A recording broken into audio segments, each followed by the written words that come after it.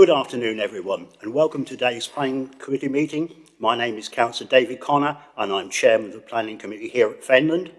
Welcome to all those members of the press and public who are joining us via the live stream. Before we can begin, please can I take this opportunity to remind everyone to turn their mobiles and computers to silent and ensure that when using microphones, the red light is on, then turned off when you have finished speaking. Now we'll go to agenda item number 1, and I'd like to ask member services if there are any apologies for absence. So over to you, Joe. Thank you. Thank you, Chairman. I have no apologies to report today. Thank you, Joe. Now we'll go to agenda item number 2, which is urgent items. There are none. But before we go to agenda item number 3, I think our legal executive, Stephen, would like to say a few words regarding application item number 5. So thank you, Stephen. Thank you, Chairman. Yes, I've got something to read out on item 5. There had been some suggestion, which I think is unjustified, that the applicant, Mr. Mark Law, had been having discussions with members of the committee. So just to set the record straight, Mr. Law did send an email to Matthew Lee last week, and it's probably helpful if I read out the contents of that email. So that's 23rd of July from Mark Law to Matthew Lee. Dear Matthew, thank you for your time on the telephone explaining the latest complication. I can understand the ambiguity of my email to the clerk of Wimbledon Parish Council. And then he quotes that email to Wimbledon Parish Council, and I'll just read that bit out. It says, Dear Pat, thank you for your response. I think the planning officer was keen and is required to process our application sooner, and there is a planning committee hearing before your 12th of June. She is recommending approval, and the committee members I have spoken to are also. I will keep you updated. Best regards, Mark. So that was the email from the applicant to Wimbledon Parish Council. Mark Law then goes on to explain in this email from last week, I had not spoken to any members of KLDC Planning Committee. I assume he means West Norfolk, Kingsland, West Norfolk.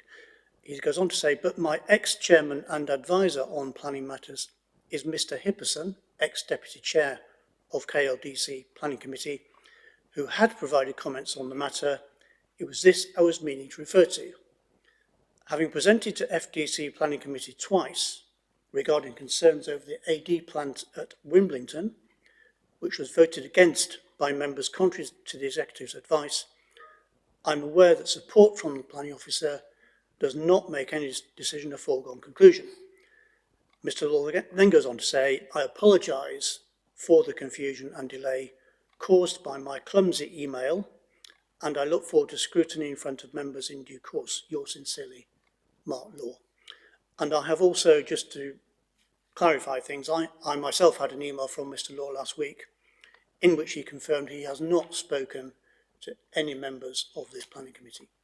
So I thought I'd read that out just to set the record straight. Thank you. Thank you for clarifying that, Stephen. Right, so now's your chance, members. Item agenda number 3 is declarations of interest. Member services will now go to each councillor in turn, and can you please state if you have anything to declare in relation to any agenda item here today. So again, Joe, over to you. Thank you. Thank you, Chairman. Councillor Benny. Thank you, Joe. As always, Morton Hall have got 2 applications in this afternoon, item 6 and 7. I do know Matthew. He has done work with me personally, and he also works on the Fenland project at Chatteris, which I'm involved in. And item 8, I have had a letter from a residents expressing their views on that. Other than that, nothing else today. Thank you. Councillor Connor. Yeah, thank you. Just to confirm, I've had no personal correspondence from Mr. Law. Indeed, spoken to him regarding the application number 5, and as always, I shall keep an open mind throughout the application. I did know Mr. Law when Stephen mentioned the anaerobic digester at Wimbledon, but I have not spoken to Mr. Law for at least 8 or 9 years. Thank you very much. Thank you. Councillor Mrs. French. Thank you, Joe. I'm a member of March Town Council but take no part in any planning application discussions. I can confirm I have never spoken to Mr. Law. I have no idea who he is. And agenda item 8, I received an email from an objector today, but I will have an open mind. Thank you. Councillor Hicks. Yes, I've never spoken to Mr. Law, as far as I'm aware. I don't think I even recognise him. So I've had no communication, remain open-minded on item number 5. And I have received a letter, the same as the other members have, regarding item number 8. And I'll still remain impartial with that one as well. Thank you. Councillor Mafferdon. Thank you, Joe. I'm a chairman of Wisbech Town Council. I'm not on the planning committee there. I have not received any letters from any of the applicants on any of the agenda items. I don't know who Mr. Law is as regards agenda item number 5. I've never met him. I will remain impartial in all the decisions made today. Thank you. Thank you. Councillor Marks. Thank you, Joe. I'm a member of Fenland District Council and Mainey Parish Council. I attend Chatteris Town Council most meetings, but leave the room when any planning is discussed. With Mainey, I take no part in the discussions or any voting as well. On item number 5, the applicant is known to me via previous business dealings, so I will not take part in either the debate or vote on that. And on item number 8, I again received last night communication from a neighbouring property, but I believe I remain impartial at this point. Thank you. Thank you. Councillor Senate-Clough. Thank you. Like the others, I have no idea who Mr. Law is. I've received no correspondence from him. I did receive an email lobbying me on item 8 from a neighbouring property, but I will keep an open mind and remain impartial on all applications. Thank you. Thank you, Chairman. Yeah, so just to say that I don't think I've had a letter from number 8, but I haven't opened my emails today, so I don't know how that makes a difference to the declaration, but if I have, I'll still keep an open mind on application number 8, just for the record. Okay, thank you, Chairman. So thank you, Joe. Oh, Councillor Benny. Yeah, thank you, Chairman. I'm just looking at the application that's the one at on the way to Mainey. I assume that's in Mainey. I'm certain it's in Mainey Parish rather than Chatteris. But just so there's any clarity there, I take note that, as far as I'm aware, it's never come to Chatteris Parish, Chatteris Town Council, and I always leave the room if there is any discussion. Hence, I don't know whether it's been there or not. But just for clarity, I have had no part in that, and also. With Mr. Law, again, I've never spoken to the man, never seen him. I assume he's here today, but I've never had any conversations with him, and I will approach it in an open mind. Yep, thank you very much, Joe. So we'll now go to the main part of the meeting. Members should only make a proposal when invited to do so. However, in the interest of time management, I'll be initially looking for a proposal to go with officer recommendation. Clearly, if no such proposal is forthcoming, or if that proposal fails, I'll be then looking for a proposal to go against the recommendation. Members are reminded that any such proposal should be accompanied by the planning reasons for doing so.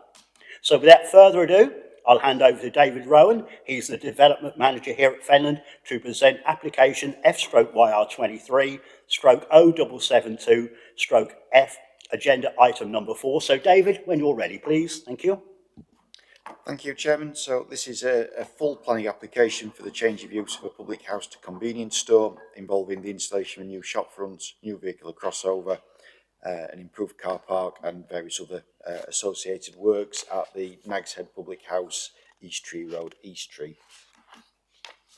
So the application site is shown in red on the location plan and aerial photo.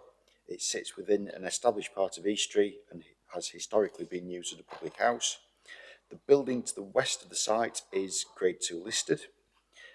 Demolition of an outbuilding to the front of the site has already occurred, and the access to the car park is proposed from East Tree Road in this area, with a new vehicular crossover also proposed, and then some further outbuildings within the rear yard area have also already been demolished. So the proposed site layout is now shown on the screen. So the rear area around the building is shown as being a car park with 13 spaces, as well as providing bin and cycle storage. Historically, this area appears to be used as a sort of yard and car park to serve the public house. It should also be pointed out that within this area it is also proposed for delivery vehicles to access the site and to deliver to the rear of the building. So the front elevation is shown here on the screen. So alterations are proposed to the frontage of the building to install the shop front. And then this slide shows the arrangements to the side of the building fronting East Tree Road. So a proposed wall and railings are shown to the right of the lower image, which is where the building that I referred to earlier has been removed, and that those railings and the wall would help to screen the sort of the bin store area. The neighbouring listed building is adjacent to this, sort of further to the right, not on the image. The Council's Conservation Officer has expressed their support for this particular arrangement in terms of its impact on the listed building. So the side elevations of the building are shown here. These will largely remain the same, albeit there may be some minor changes to fenestration. So in particular, the lower image shows the elevation facing onto Jones Lane. So this is one that's probably more exposed to public view and remains largely the same as is. We'll then move on to photos of the site. So photo number 1 shows the front of the public house with Jones Lane to the left of this. To the far right of this image is the outbuilding, which has subsequently been removed. And then between this and the main building is an access to the site, which is where the access to the car park is to be taken from. Photo 2 shows a view across the rear of the site and across what would become the car park towards the neighbouring listed building. Photo 3 shows a view of the rear of the building, and then photo 4 shows the rear boundary of the site adjacent to Jones Lane. Photo 5, another view of the corner of Jones Lane and East Tree Road on the side of the building. Photo 6 shows, again, a further view of the side elevation to Jones Lane, which, as indicated earlier, to remain largely unaltered. And then photo 7 shows a view of this looking down Jones Lane towards the main road. And then photo 8 is just a further view of the rear of the site, the rear of the building, and that sort of rear corner, if you like, with Jones Lane. So in summary, policy LP6, the local plan, allows for the loss of a community facility, such as a pub, where this will be replaced with another community facility, such as a shop. The principle of the development is therefore accepted in policy terms. There are no outstanding technical objections to the development from highways or from environmental health, and the Council's Conservation Officer has no issues regarding the impact on the neighbouring listed building. Visually, the external changes to the building are considered to be acceptable. Consequently, the officer recommendation is to grant the application as set out within the report. Thank you, Chairman. Yeah, thank you, David. Surprisingly, we have no speakers on this application. So, members, questions to officers, if you've got any.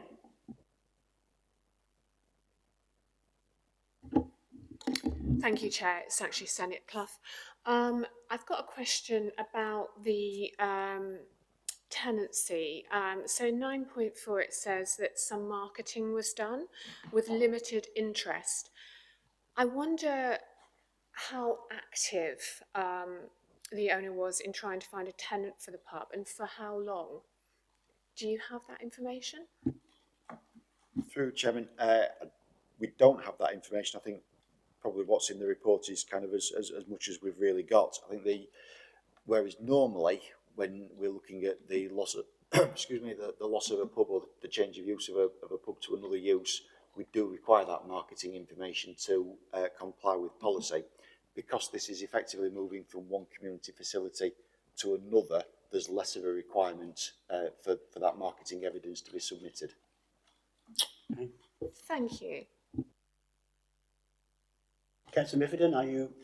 No? Anybody else want questions to officers at all? No? No, thank you very much. So, now members, now I'd like to debate the item in respect to the material planning considerations relevant to the application. Anybody want to kick off? Councillor Hicks, thank you. Yes, after reading the pack thoroughly, I think officers have got this spot on.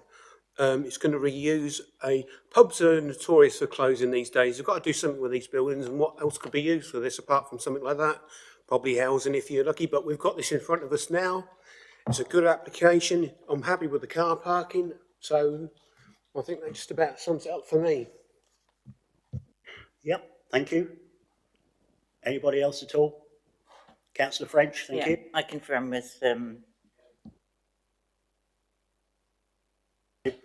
Councillor Miffordin? Pretty much say the same, because I have driven past this building many, many times over the years, and it is an eyesore. And for it to be brought back into use, I think it's it is commendable. So I think the officers got this right, Chair. Thank you. Anybody else? I can see where this is probably going to lead up to. Anybody else want to add to the debate? No, I'm going to close the debate then.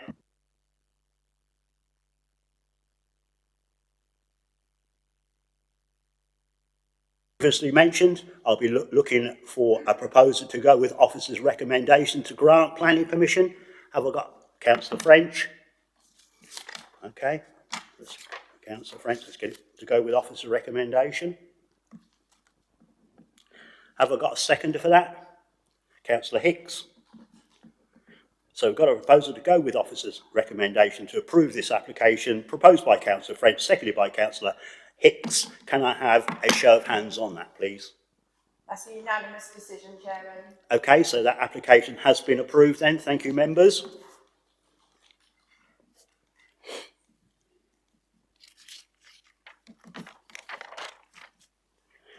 So without further ado, I'll hand over to David Rowan to present application F/YR23/0819F, agenda item number 5. So David, when you're ready again, thank you.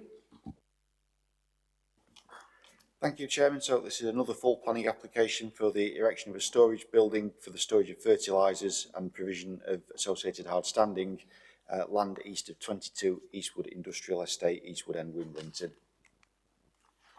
So the application site is shown in red on the location plan and the aerial photo. The site is within the sort of Eastwood End industrial area.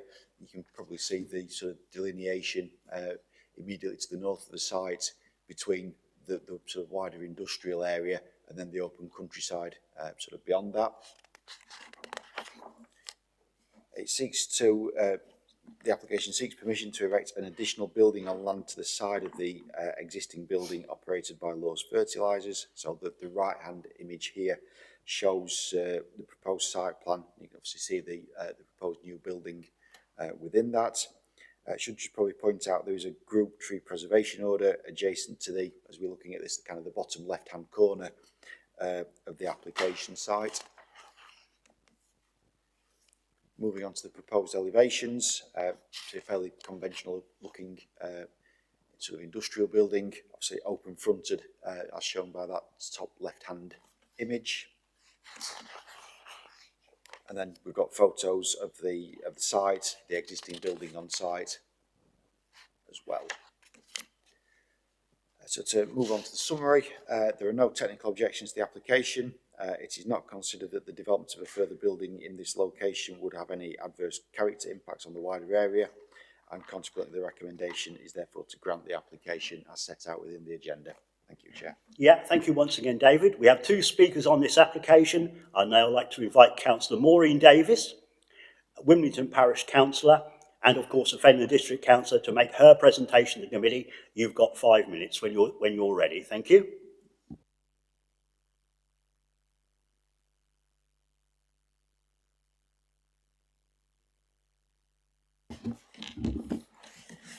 Good afternoon, everyone. This is yet another application to increase business on what was initially granted as a light industrial estate. The continued growth and extended hours that are being granted individually to various businesses on the site are having an overall impact on the residential areas of Eastwood End, Hook Lane, Rhondda Park and Horsemoor. One major concern is the state of Law Fertilizer's present sites and the possibility of fertilizer leaching. You can see from the photos running behind me Can you see them? Right, thank you. You can see from the photos running behind me, the site is not well kept and causes legitimate public concern that any new development will be maintained to a high standard. As shown on the location map, there are a number of ditches that run adjacent to Law's properties.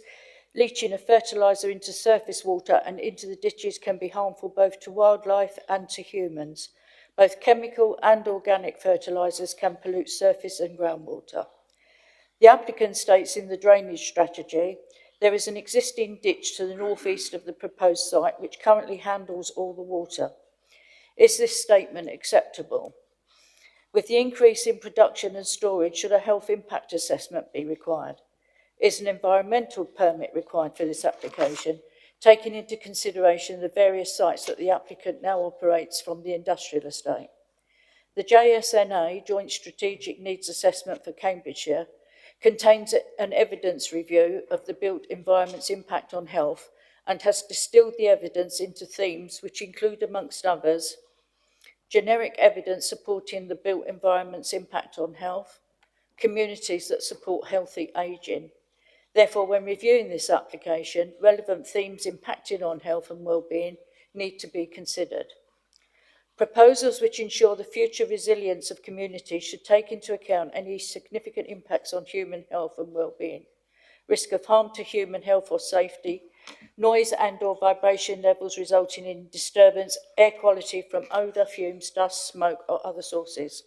FDC's local plan policy LP2, facilitating health and well-being of Fenland residents, states development proposals should contribute to the Council's goal of Fenland's residents achieving the highest attainable standard of health. Development proposals should positively contribute to creating a healthy, safe and equitable living environment by creating an environment in which communities can flourish, promoting high levels of residential amenity, LP7 and LP16, delivering and protecting high-quality environments across the district. Any development should not adversely impact on the amenity of neighbouring users, such as noise, light, pollution, loss of privacy and loss of light. It should identify, manage and mitigate against any existing or proposed risks for sources of noise, emissions, pollution, contamination, odour and dust, vibration, landfill gas and protect from water body deterioration. Considering the various planning policies that protect human health, well-being, amenities and the environment, Law Fertilizer's application will increase incrementally and impact in a number of areas. Cambs County Council Minerals and Waste state that new development should not result in unacceptable amenity issues or adverse impacts to human health for the occupiers or users of such development. The Woodman's Way is a popular walking, cycling and leisure area that many people regularly use and runs close to the boundaries west and east of the industrial estate. The properties that exist on Eastwood End, Hook Road, Hook Lane and Rhondda Park, many of which were here way before the development of the industrial estate, will have to endure and tolerate an increase in air pollution, dust, odour and no doubt an increase in heavy traffic movement. The design statement says the surrounding open spaces will be enhanced because the current brownfield site will no longer look like wasteland, but be organised, smooth and tidy. There is no evidence to support this statement. And I'm not sure, I haven't seen the photos running past of the condition of the site, but they'll speak volumes. There is a risk to flooding if the industrial estate is allowed to keep growing and growing. 2 dwellings close by both experience problems with excessive surface water on their properties, and both of their septic tanks consistently feel water back flushing into them from the ditches. This is due to the lack of maintenance of the ditches, plus the drains getting blocked through debris and entrance off of the 141 at Eastwood End Road. One of the residents has had to spend 3 months out of her home because she couldn't flush the toilet, have a shower or do any washing. Part of the village historic heritage is open spaces that give views out across the landscape. Looking like wasteland is not a reason to permit additional development. Please consider the points I've made when making your decision and refuse this application. Thank you. Yep, thank you very much, Councillor Davies. Anybody got any questions for this? Councillor Miffordon, please. Thank you, Chair. Hi, Councillor Davies. These images are quite concerning, and when I visited sites as well, I took my own images as recent as a day or two ago. And there were, even though it hadn't rained for some time, there was still standing water. There was still, that particular visible damage you can see in this particular one is still there. It still hasn't been, so I was concerned about this as well. And but that wasn't the first time I visited the site, it's the second time. Now, my question to you is, what do you think, how do you think this will affect neighboring properties and people who live in the area? I mean, I know the answer, I just want to hear it from you.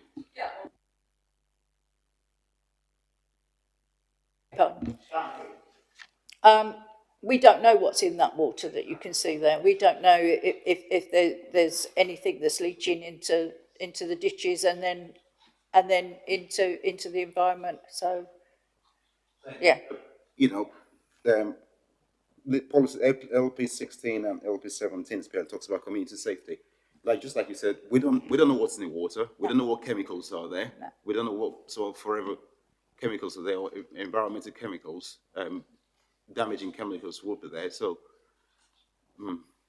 Just looking at the colour of it tells you enough, really. So. yeah, thank you. I think I'll leave it there, Chair. Thank you. Thank you, Councillor Mifflin. I've got a question, Councillor Davis, thank you. Well, and a statement, really, I suppose. Yeah, thank you for that, Councillor Davis, bringing this to your concerns to our attention here this afternoon. Looking by the photographs, and they don't look very good, do they? My goodness me. It looks like a site that's badly run, it's untidy, and I agree with your comments. There may be a leak of fertiliser going into the drainage system, who knows? Councillor Mifflin's comments are very similar to mine. The water doesn't look pure and clean to me. So what is in it? So that is for me. So the condition of the site, it looks absolutely, it looks like it needs a real good clear up to me, and it needs a lot more supervision. I used to run, as you probably know, most people in here, I used to run a scrap metal yard, and if I'd have kept my site like that, the Environment Agency at Brampton at the time and our own Fenland District Council environmental team would have come on me like a ton of bricks, and probably I would have been fined, and that would have been it. But this looks awful to me. But thank you very much for bringing that up. Thank you. So have you got any other concerns? No, I think the major concerns, we're going to get another building that won't be kept in good repair, because there's the example. I just worry about the future, because these things take time to take effect, and I don't think we're going to see the effect of this possibly for years and years and years. But no site should look like that, whatever industry, or it just shouldn't. Yeah, quite right. Thank you very much. Any more questions? No, thank you very much for that. Thank you. Very interesting, thank you. I'd now like to invite Mark Law, of course he's the applicant, to make his presentation to the committee. You've also got 5 minutes. Obviously start when you feel able to do so. Thank you. Thank you, Mr. Chairman, for allowing me to present to the committee this afternoon in support of Law Fertilizer's planning application to erect a storage building on spare industrial land at our existing site at Eastwood End Industrial Estate, Wimbledon. Law Fertilizer started trading in 1988 and operates as a fertilizer blender, importing fertilizers into the Port of Wisbech and the Fenland District Council asset, and manufacturing bespoke mixes for local farmers, either in a granular or a liquid form. We do not manufacture the individual raw materials, such as nitrogen, phosphate, or potash. We moved to Eastwood End site in the year 2000, when it was just a stubble field. And over the last 24 years, we have evolved the site with multiple uncontested planning applications and appropriate constructions to leave just one piece of undeveloped land at the far end of our site, which is the subject of this application under your consideration today. FDC from the year 2000 with Marcia Whitehead through to today could not have been more helpful or supportive. The proposed development will not lead to any difference in our activities or increase traffic flow, and with the aim of the building being to store finished goods and raw materials under cover to protect the integrity and quality of the product from the regular wet periods that we are now experiencing. This will also protect the environment, as all operations and products will then be under cover. The site is part of a designated industrial area and is hidden from view by the large, if I could go to the first slide, please, is hidden from view by the large fen grain silos to the west, our existing buildings and other sites, other industrial operators to the north, and to the east and the south there is a belt of trees and several hundred acres of farmland which helps screen this site. It is at the furthest point from the village of Wimbledon on Industrial End, Industrial Estate, and is out of sight of both the village or local roads. After over 35 years, we are experienced fertilizer blenders and run a safe and regularly monitored operation with audits within the last few months from the AIC, which is the Agricultural Industries Confederation, to check security and quality of operations. So we've got a current certificate here. We've had visits from the Environment Agency to check emission controls, Health and Safety Executive to check our COSH details, and MSDS inventories, where general fertilizers are declared as non-hazardous, as well as industry bodies such as organic certifying organizations, all without issue or non-compliance notices. The fertilizers are not flammable. This is nitrogen fertilizer that we brought into Wisbech recently. It is not flammable, and if inorganic granular nitrogen like this is heated with a blowtorch, it would only melt rather than burn. Most of our fertilizer materials are inert raw materials, which are then used to make bespoke mixes for local farmers to grow their crops. We employ 10 staff and will increase to 13 with the opening of our soil and plant laboratory early in 2025. If you could just show the next one, that one. So that's a high quality building which has been built at significant expense, which will make us the only integrated fertilizer business in the UK which will be able to sample soils and manufacture solutions for the growers. In summary, the site is on an existing industrial area that will not cause any increase in traffic. There will be no change in activity, and this will be out of sight to the village. It will be safe and with no negative impact on the environment nor the village.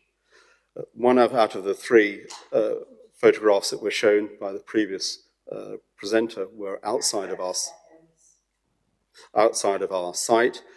The other two were a part of extreme weather patterns that have not impacted where the water has come from the road and not from our site. Our whole fertilizer factories are secure from discharge of any raw materials from inside the factories. That water is from the road that is a public road within the site.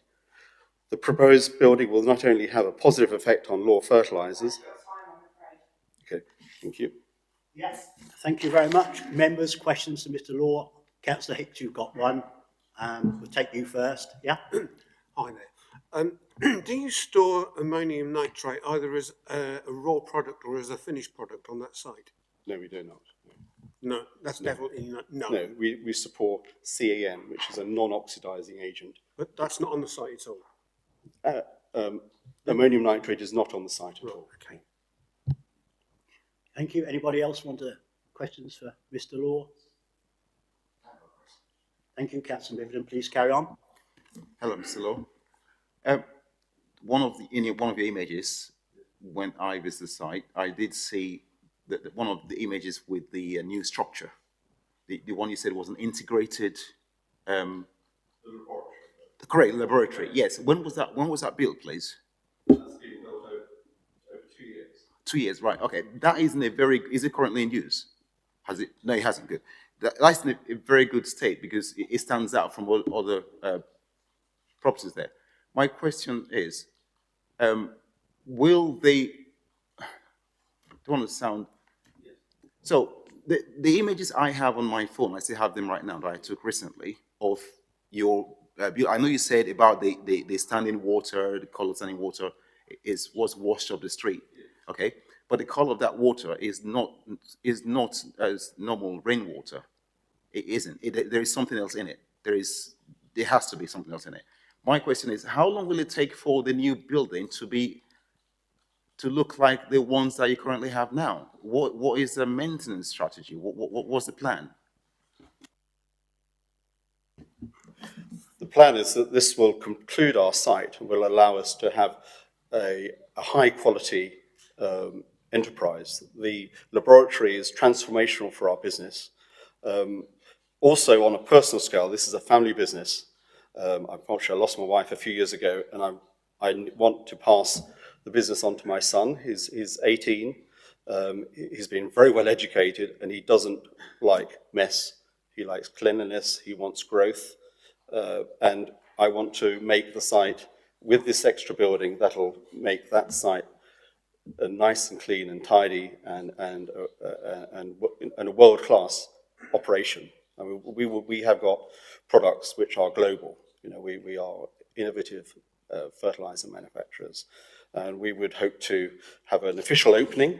I did mention it in a communication by Lord Dannett, who's been doing some work for us with the government. So he's agreed to opening the business next year, but we would need to finish the site and to make it, to upgrade it. So not only is it officially open, but also my son will then pass on the hard work of 35 years on to the next stage. So I understand your point. Thank you. Thank you. Can I just, one more, Chair? Please carry on. Yeah, can I just say that is very commendable. And I think I speak to every member of the committee here when I say at Fenland, we say we're open for business and we like to support family-run small businesses like yours. And we want to see it grow. But at the same time, we have a responsibility to our community to ensure safe practice, that businesses are operating in the right manner, that do not harm the environment and do not harm people or harm other businesses. So I suppose that is why I am going down this line of questioning. We would like to do whatever we can to support business in Finland. That's why we're here. I hope you understand that that's where I'm coming from. I mean, we could all take a photograph of an unpleasant part of the building. That obviously the damaged sheets were from extreme blows. The water comes off that road and it is contaminated by the soil. You know, there's soil between the road and the outside of that building. That building has concrete sheets to stop anything coming outside in. In fact, the other side of that wall is machinery. There's no fertilizer, so it's only granulating machinery. All I'm saying, this is part of an important evolution of the business to the next stage. We want to be a world-class business, and I really request that the members maybe support me in finishing the site off and it being world-class, so that my son can join me in the business. Thank you. Very briefly, Chairman. I do understand where you're coming from, and I agree with you. But I have visited other sites, and I'm sure everyone else has, where applications have come in, and we have been to the site. I have been, and I have just thought to myself, wow, how well kept is this? We had an application last week where I visited the site. It was like a show warehouse, so to speak. It was tidy. I don't think they should, businesses should keep their sites tidy, in my opinion. Piece. I mean, one of the pieces I want to add is that part of finishing the site, and that is where we'd hoped to put the proposed building, if you grant us that opportunity, is to improve the employee satisfaction. So everywhere's clean and tidy, and really that has been a bit of a wasteland. We finished that off, and everybody gets elevated to another level. So it's so difficult to keep staff in Finland. I've got some brilliant guys, but we're all very busy, because we haven't got enough men. I need to improve employee retention, get my son involved, and part of that is making the whole site world-class and immaculate at all times. That is my mission. Thank you. Yeah, I'm going to come in here now. I don't want to count Councillor Hicks. Right. So, yeah, thank you for your presentation, Mr. Law. You mentioned the site is well screened, perhaps not well enough, because in Councillor Davies' presentation, the photographs, in my opinion, show how badly, in terms of how the site is maintained. So, we'll move on from there. So, if you succeed in getting planning permission here this afternoon, are you going to move your entire operation to the new site? So that's the first question. No. Sorry. No, sir. No. You're not? No, what will happen is that, if I can just reply, Yeah, please carry on. Is the smaller site where the pictures were taken will be totally dedicated to organic regenerative fertilizer. We want to segregate two different types of fertilizer. The other site will be for the laboratory, plant services, and what's called conventional fertilizers. I don't know so we need to have a completely separate site for the two different types of farming. We run the only organic fertilizer factory in the UK at the moment. Okay, thank you for explaining that. So the second question will be, further to my comments 30 seconds earlier, the site is in poor condition, with the buildings absolutely poor, the fencing is absolutely poor, certainly unkept, we'll have to say.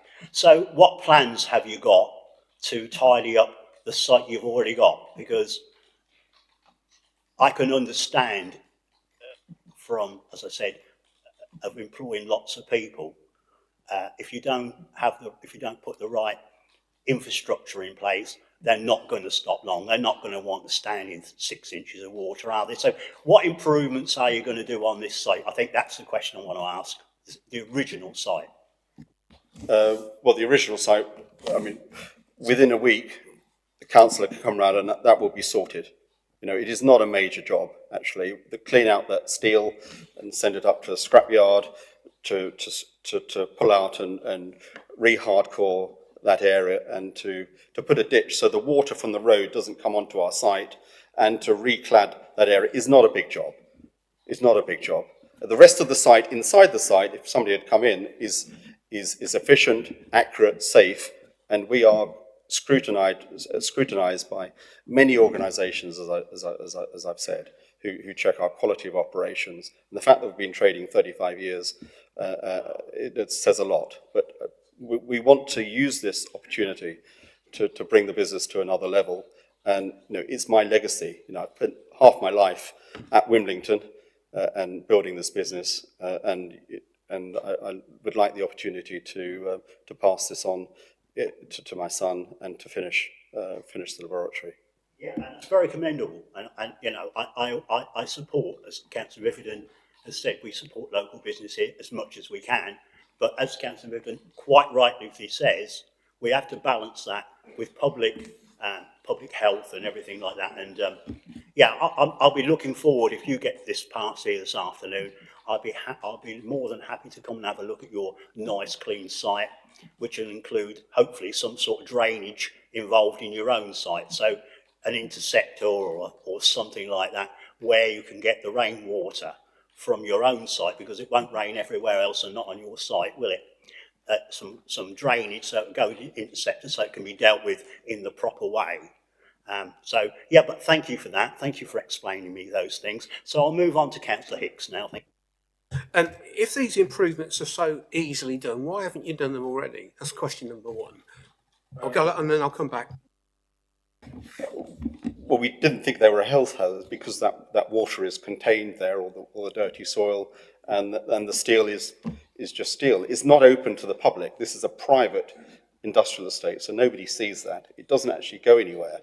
It's a contained little bit of wet land. We would actually raise that up and create a drain, so there's no soft land. It's just soil. It's just wet soil. That's all it is. So I mean, we're pretty busy, and as I say, it wasn't at the top of the agenda because it didn't seem to be of an issue, really.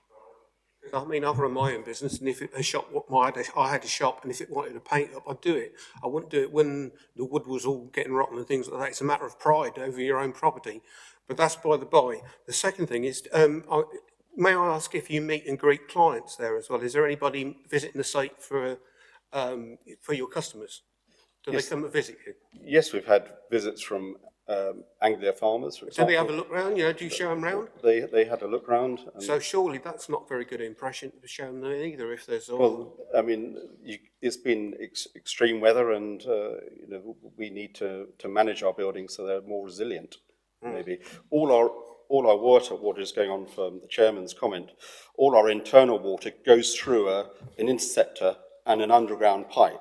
So all our internal drains go outside. The new building, as I've mentioned to the development officer, all the water from that building will be harvested and used to manufacture foliar fertilizers. So there'll be no loss of water from the new building to the environment. It'll all be harvested.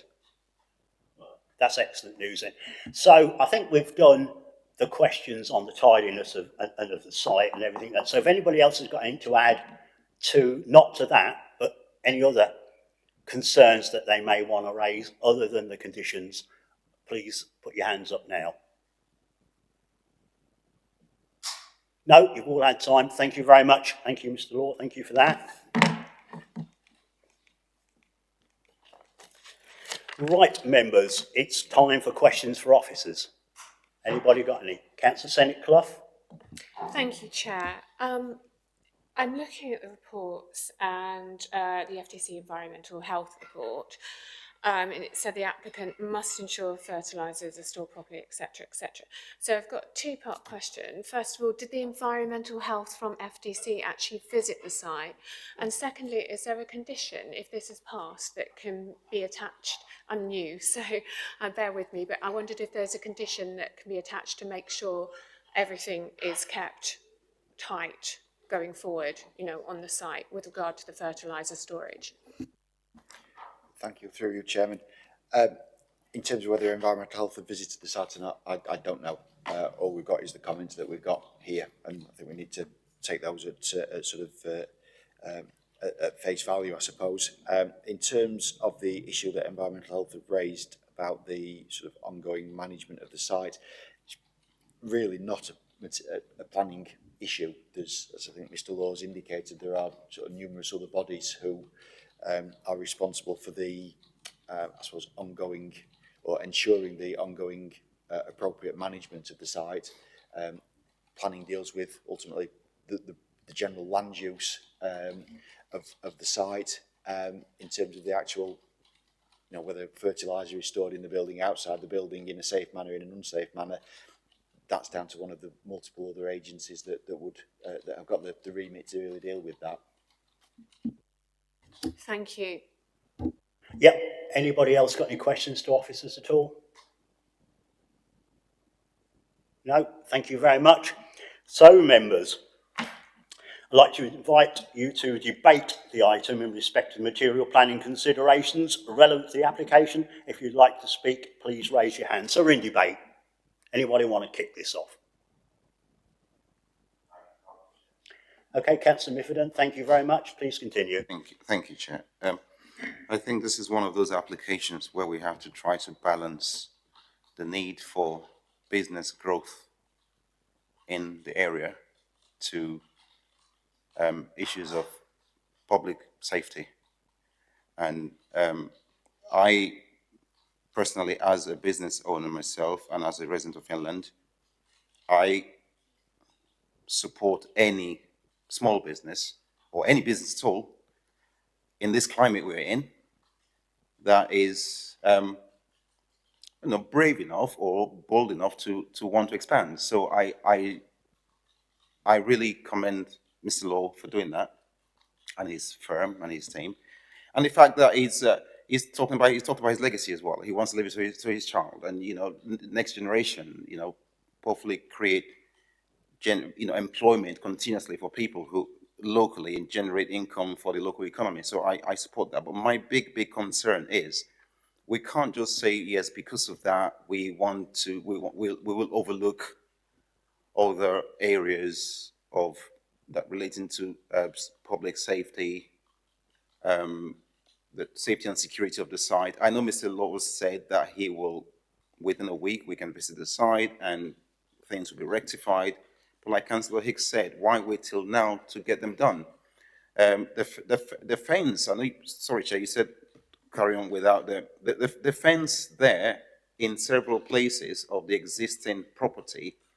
Some of them are mangled, and even though it's not corrugated, what do you call it? The material, the steel, but it appears the kind of thing that would happen to a wood panel fence, because it's like they've blown over in some areas. I mean, why weren't those fixed until now? Why wait for this committee to question that for Mr. Law to say he was going to replace those? So, yeah, like I said, I am very much one for an expansion of business and, encouraging business in Finland, but this has kind of dampened it for me, so to speak. Thank you. Okay, Councillor Hicks. We always have to be mindful of material planning considerations, and as far as I can see, there's none to go against what the officer said here. Yes, the site being untidy, but that's, as far as I'm well, I hope they can back me up. That isn't a relevant consideration on this particular. I'm right there? Yeah. So on paper, it's a grantable thing. So Mr. Laws has all the right paperwork to suggest he's running that business from the inside properly. All I would add as a footnote is to get your repairs done. I think I'll be supporting this because there's no material explanations why not to. So, Just going to come in there before I bring Councillor Benny in. Yeah, we cannot in this planning committee here this afternoon take member operating performance, past performance into consideration. We have to look at this application how it is, and so that is just a steer for the committee. So then I'll just bring in Councillor Benny. Thank you. Yeah, thank you, Chairman. I've listened to what everybody said here today, including Mr. Law and members sitting around the table. I think we're getting lost in the fact that there's lack of maintenance. This is a planning application. This is about land usage. We have a policy compliant application before us. We've got an officer's recommendation to approve. Whatever you may think, how untidy or ugly it may look, that's not our concern. There are other bodies, government bodies, Fenland District Council, Environment, trade bodies that police the standards within. We have got a policy compliant application in front of us today. There are no material planning reasons to turn this down, or not that I can see, and this is just an application. This is why we are here. We could talk all day about the colour of paint. We could talk all day about whether the steel is bent or twisted, but that's not our concern. This is about land usage, and we've got a policy compliant application in front of us. However you may feel, that is what we've got. Yeah, quite right, Councillor Benny. We're still in debate. Anybody else want to add to this before I close it? Can't see. Debate's closed. So, officers, have you got anything to add to this? Nothing. Oh my goodness. So, I'll be looking for a proposer to go with officer recommendation to grant planning permission. So, have I got one of those? Looking for a proposer. Councillor French? So, sorry about that. You haven't got your machine on. I think everybody's sitting on their hands today. Looking forward to what you're saying. So what are you proposing? Go with officers' recommendations.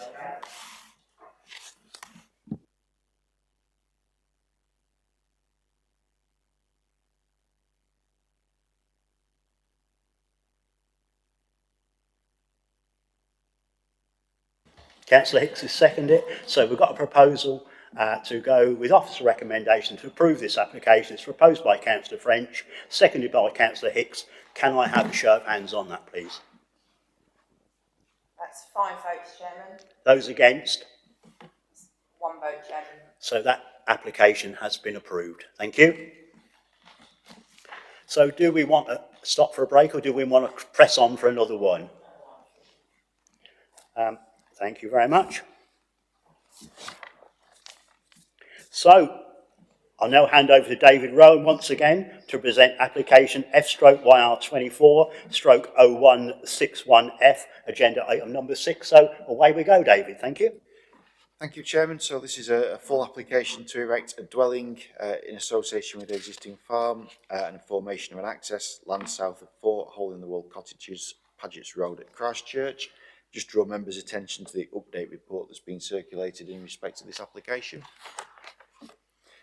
So the application site is shown in red on the location plan and aerial photo. It forms part of an agricultural field adjacent to hole-in-the-wall farm, which is the sort of group of buildings directly to the north of the site. Immediately to the north of the site are a pair of cottages, 3 to 4 hole-in-the-wall cottages, and then there is a further main dwelling within the wider complex, as well as a further pair of semi-detached cottages as well. The application is submitted on the basis of being required in connection with the existing farm. So the proposed site plan is shown here, the dwelling would have its own vehicular access with parking and turning to the front of the dwelling. Visibility displays are shown crossing the frontage of 3 and 4 hole-in-the-wall cottages to the north of the site, which are included within the blue line owned by the applicant land on the location plan, and the existing farmhouse sits at the centre of the complex behind 1 and 2 hole-in-the-wall cottages, also shown as being within the blue line land. So the elevations and floor plans are shown here, as well as a proposed street scene. I think the front elevation obviously shown here more clearly, and the scale of this relative to the adjacent cottages is quite evident. Moving on to the flood zone plan, so the application site is shown here in the context of the Environment Agency's flood map. As you can see, the application site is largely within flood zone 2. The main farm complex just to the north is largely within flood zone 1. So photos of the site are shown here. So photo number 1 shows the entire application site, that open agricultural land adjacent to 3 and 4 hole-in-the-wall cottages, which is sort of in the foreground, or sort of behind that tree. Photo 2 is a Google Street View image facing north, showing the undeveloped gap between numbers 1 and 2 and 3 and 4 hole-in-the-wall cottages, and then with the existing farmhouse set to the rear. It should be pointed out, as indicated from the flood map, that all of these are within flood zone 1. And then a further street view showing the existing modest and sporadic development along Paget's Road, with property Springfields in the foreground to the right, and then the existing farm complex to the left.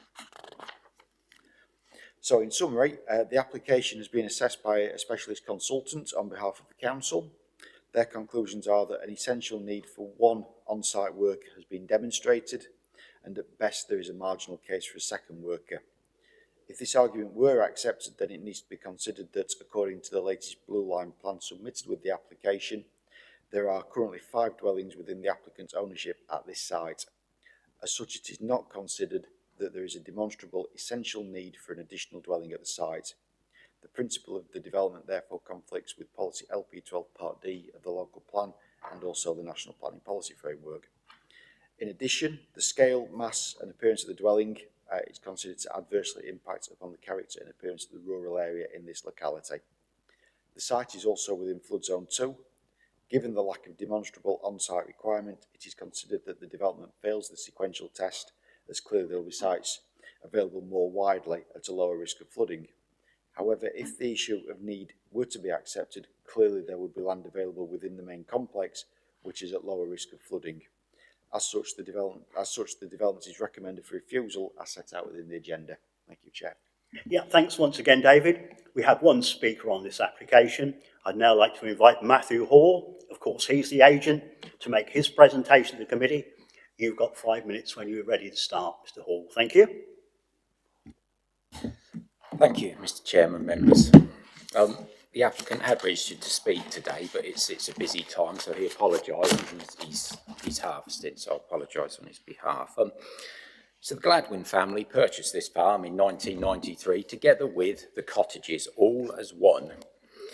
At that time there were 420 acres. Now there is 1,364 acres, some of which is contract farming. This is a mixed arable and livestock farm.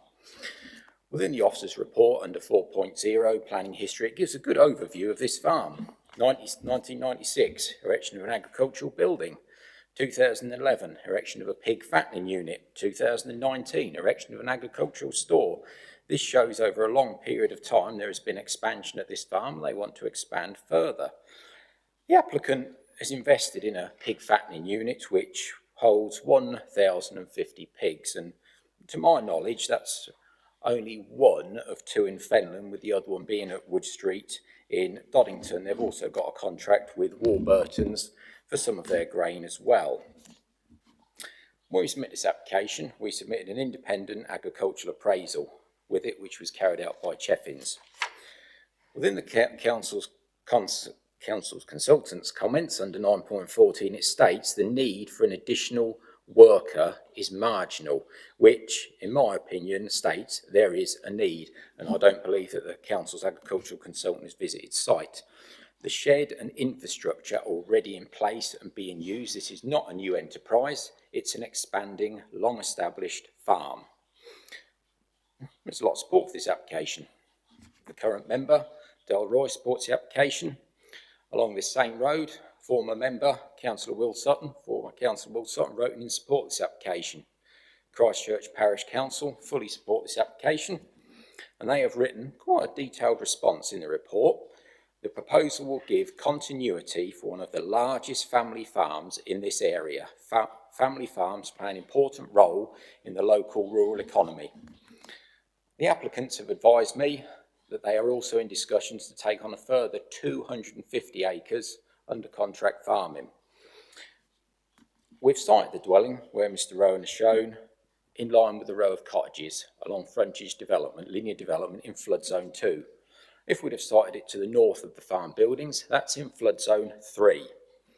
And a further reason for this, the applicants have confirmed to me that where the farm buildings are at present, to the north of that, they're thinking about further expansion of either a grain store or a machinery store, maybe both.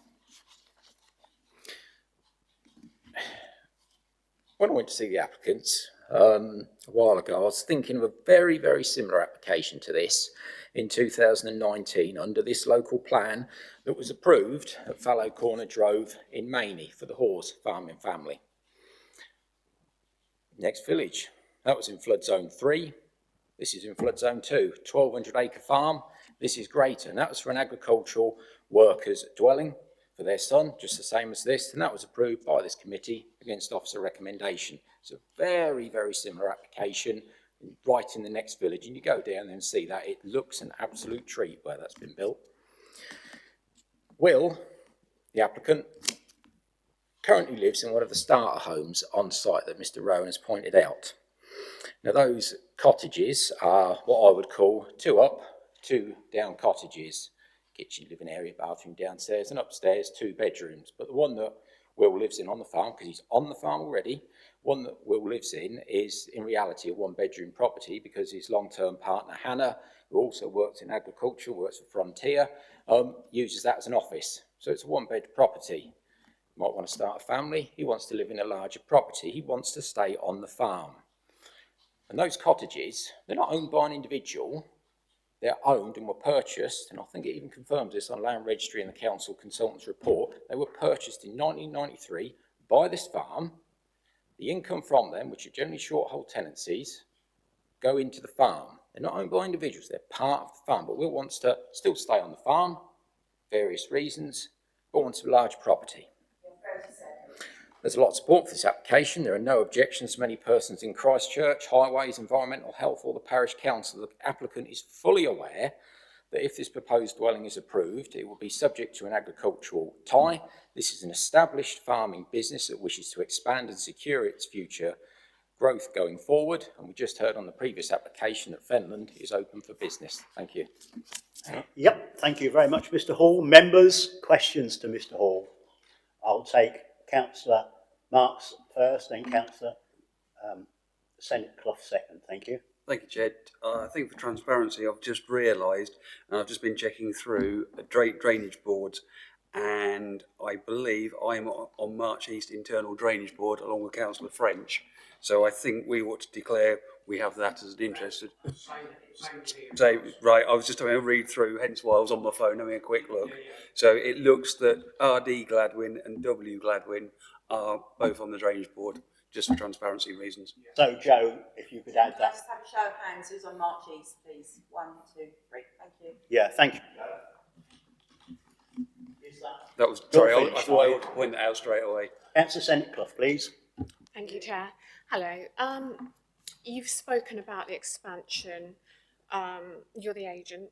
So my question is, why wasn't the demonstration of need made evident and clear in the application?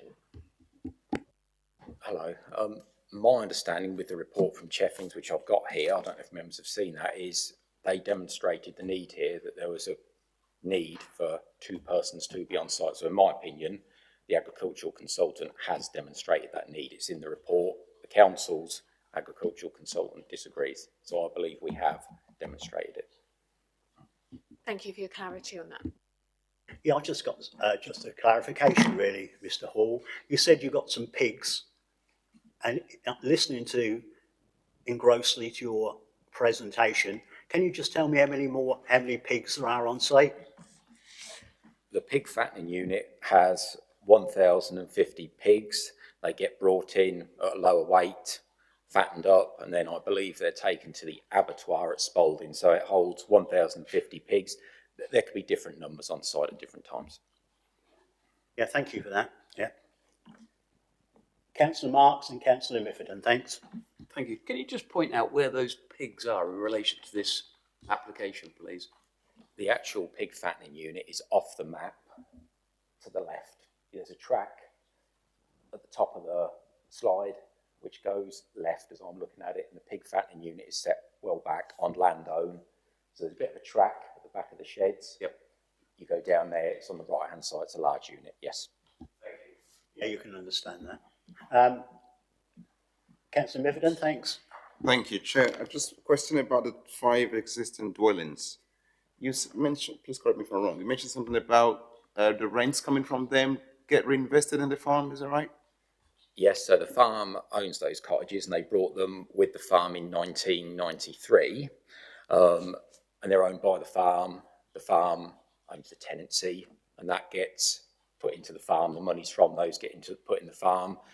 We're finding that they're 2 up, 2 down starter homes. My understanding is people stay a little while, then move on, but that money is into the farm. Yes, it's owned by the farm. Yeah, thank you. So the people who stay there, they don't work on the farm, and then these 9 new dwellings, are they going? I understand there's agricultural tile will be on them. Will they be occupied by people who work on the farm as well? Yes, so the new dwelling would be occupied by the farm's son, who's a director of the company. He's permanently works on the farm, always has, so that would be solely occupied by him, and if he has a family, yes. Thank you. Okay, thank you. Yeah, the 1,300 and so pigs, it's really, really labour intensive. And I struggle to think how just one person can look after those pigs. So, can you just elaborate on that a bit?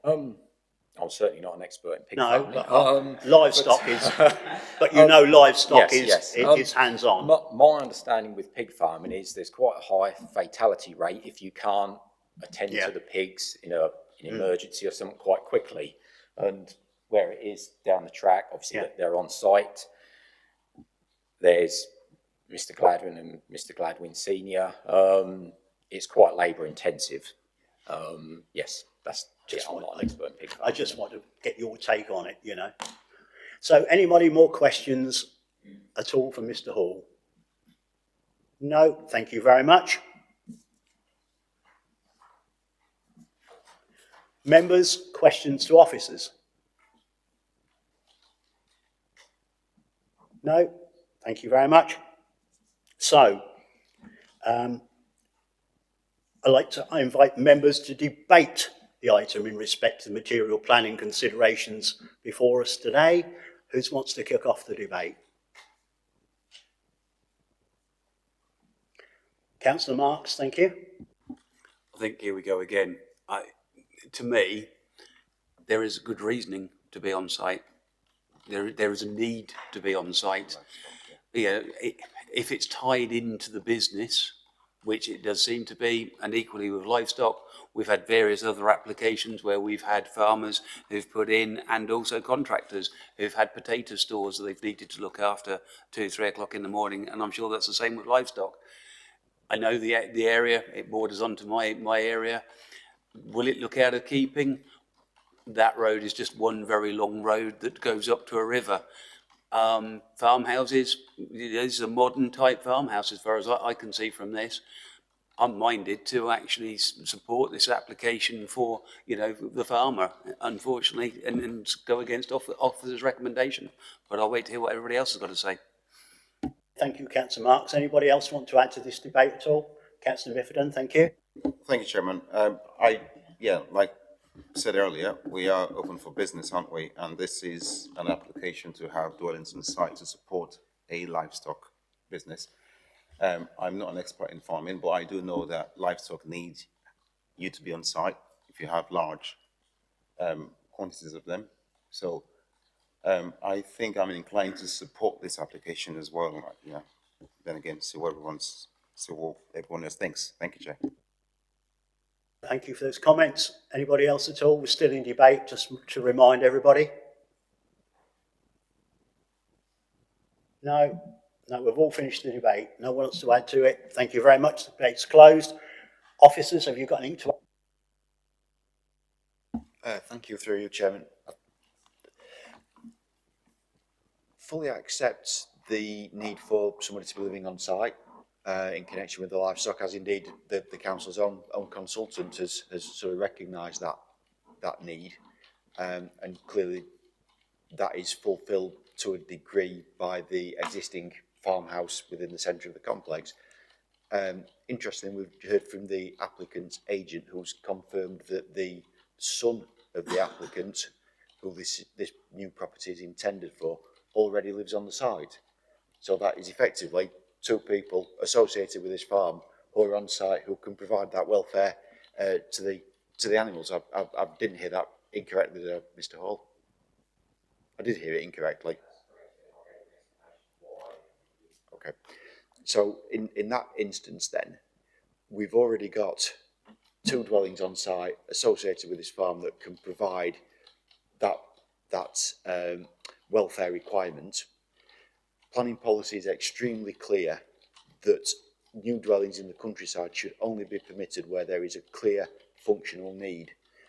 That functional need is already being addressed by the properties that are on site. There is therefore, from a planning policy point of view, no justification for a new dwelling on site.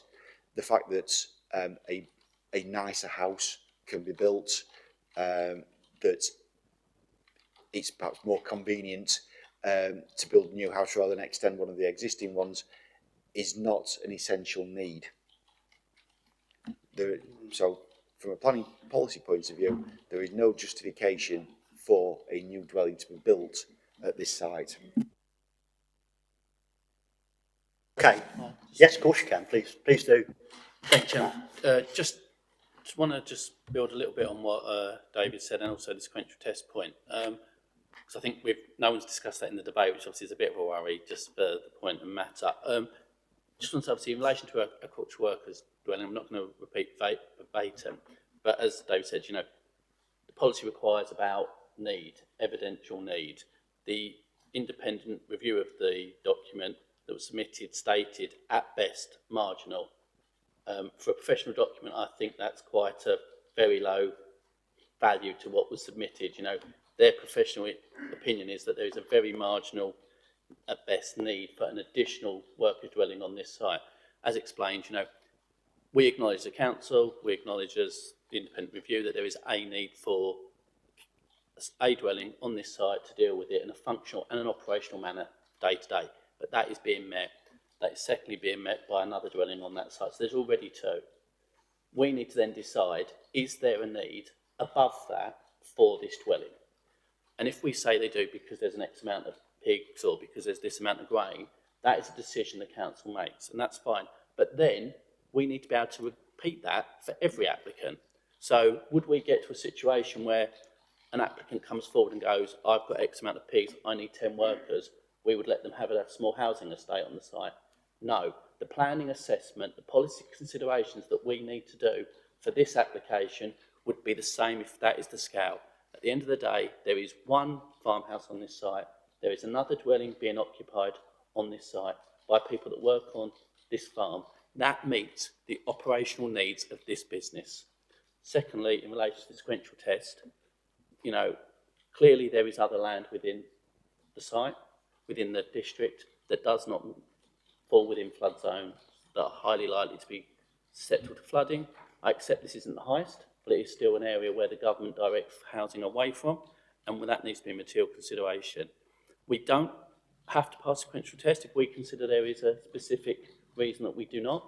In this instance, though, as was explained in the presentation, there is other land under the applicant's control that could accommodate a dwelling. And my advice would be that we should not be looking to put both the future occupiers of this dwelling at risk from being in a house that could flood, plus the people that if there was a flood would have to rescue them. And also thirdly, that if we're building a flood zone and we've only got limited resources to rescue people and to save those people, it actually puts risk of people that are already in flood zones at risk. And that's one of the reasons why we don't build in flood zones more, because we're actually stressing out and putting major pressure on the existing ones. So for those two reasons, I think I just want to put that out for the debate in relation to the reasons for refusal on this application. Thank you, Chairman. Councillor Hicks, this is to officers, is it? Because this is I've got a couple of questions. Yeah, it's not really a question, but it's more of an observation. That building high flood zones only applies, but it doesn't apply if you are in Wisbech, because they're about to build in flood zone 3 there. So that only applies if you're outside Wisbech. But by the by, is that report based on the current nature of the business, or was it taken into consideration that this business intends to expand and is doing at the moment? Is it based on on what they've got on site now, or has it been taken into consideration what it will be in 2 or 3 years' time? The Chairman, our understanding is that it was taken as what was submitted to the application. I think the agent has raised additional information during his, but that should not be a consideration for this application because it's not in front of the committee in a formal process. There's no business plan, there's no evidence. If it comes forward and there is a growth in the business and then they do need an additional house, then they should submit then. We should not be facilitating aspiration. We should be dealing with it as we are now. Thank you, Chairman. Okay. Councillor Marks, thank you. Thank you. Question answered to officers. Firstly, on flood risk, I hear what you're saying, but we had a application 3 years ago. We sat here with a potato store. A gentleman needed to be on site 24 hours a day. We have raised that 1.5 metres out of the ground. So we've got mitigation, which we could do on this. And surely we could condition the mitigation is it's raised out 1.5 metres like we did with the previous application in Maney. So that's my first point. Number two, and probably on a welfare issue and human right issue that I know my colleague over there loves to quote on numerous occasions, surely a family, the gentleman has a right to start a family and needs more room. We've already heard one room is used as an office. So therefore, at the end of the day, two sides to that. Obviously, the office is used within the business, so that then lends itself more to this application again, because there is a room for already office. And also, if they want to start a family, therefore, surely we should be, encouraging extra bedrooms instead of overcrowding. Yeah. We'll have a question from Matt, and then we'll bring in Councillor French, or an answer from you. So, thank you, Chairman. Obviously, I wasn't here 3 years ago, so I can't talk about an application, but what I can say generally is, as I said, a scheme doesn't have to pass the sequential test if we consider there is a reason for that. So, on a blank screen, if we had a scheme for a farm, for an agricultural workers dwelling, where there was no agricultural worker dwelling at the moment, so there was a need for this site, which at the moment our independent report is saying there isn't. But if there was a need, that may be a reason to allow a site in a flood zone because the need outweighs the harm. Remembering our independent review says there is a marginal need at best. So that's very different to where we're saying there is definitively a need and there is no occupation at the moment. Secondly, I don't know that site, but that site may have had no other land that was safe from flooding. This site does have other land that is safe from flooding. So we should be looking at building it there before we look to build it at a place that is at a higher risk of flooding. So for those two reasons, I would say that, as I said, we don't have to pass the sequential test, but we then have to consider why we think it's okay to fail. My professional advice in this instance is for those two reasons, it'd be very difficult for us to argue robustly that there is a reason that this site should be allowed to be built on when it's flood risk. And in relation to your second point, I'm trying to remember. Human rights, yeah. To be honest, I think Stephen could probably answer that better than me. That's not a material consideration for yourselves as decision makers in the planning system. Who's to say the property couldn't be extended? There is no requirement in front of us to evidence that it has to be this gentleman on site. It could be somebody else. They've implied that there's multiple workers on the site. This is about ease for the applicant. This is about the quality of life for the applicant. And that's not what we're here to determine. We're here to determine land use. We're here to determine applications for their lifetime and look at the planning merits. All the things that are really being discussed around that. And actually, I think the actual office was for his wife's role, but it was a different agriculture. So so that's actually an argument against it would be that they're actually using the room for something for a different business. But I said those things are actually not material considerations to term an application. We should really be parking them. However much we might want to, feel with our heart, when it comes to planning, we have to be cold and we have to determine it in a constant development plan, unless material considerations which are relevant to the application, which are laid down in law, etc., are fit for that. And the things you've raised there, I'm afraid, Steve might correct me, but I don't think are material considerations for this application. Thank you, Chairman. Thank you for explaining that. I don't always agree with what you said there, but I'll bring in Councillor French. Thank you. Yeah, this is a question to officers. Could this application be deferred and seek a business plan? It's in our gift to defer it. Of course it is. It's in our gift to pass it, refuse it, or defer it. We've heard from the agent to say that they want to expand, etc. I think it would be useful if there was a business plan which could back up the actual need. Absolutely. Thank you, through you, Chairman. In terms of the information that's been submitted with the application, I think as the report touches on, there has been sort of financial information submitted in respect of the agricultural operation, which proves that the business is a viable business, and therefore there's no question marks about the viability of the business. What we're looking at here is purely that agricultural need, and the fact that ultimately that's been kind of more than accommodated with the existing occupation on site. You want to come back, Councillor French, on that? I didn't get a yes or a no. Thank you, Chairman. Obviously, if members wish to, that's in their gift to do that. I think reality is that it did seem quite aspirational. I think we wouldn't get much different information in the next couple of months to result in a different decision at the end of the day for members. Thank you, Chairman. Councillor Bennett's been really quiet. I'm sure you've got something to add to it, Councillor Benny. Well, probably not much of merit, but I'm sure it is. I mean, the thing is, we've heard from the applicant today that he's got a report that says there is a need for extra staff here. And even the council's own report says minimal, but it's not negative. Sorry? Yeah, marginal. But marginal is still a need there. There is a marginal need there. There is a need. 1,000 pigs, I would imagine, takes an awful lot of looking after. Just clearing up after them would be bad enough. I know having a dog is. 1,300, Councillor Benny. Yeah. Another third more. We've had this before with businesses. The best place for a business person to be is with his business. Add security on hand. We've got animal welfare here. To me, as far as I'm concerned, minimal need shows need. So we've got need for this. We've got building in flood zone 2. That is fully mitigated. The land will be built up like it always is. And it comes down to, do we put a precedent, wrong word, do we accept that there is a need for this, and in which case that overrules other aspects of planning. Planning is a grey area, it is a pot that you throw all the answers in and we come out with an answer.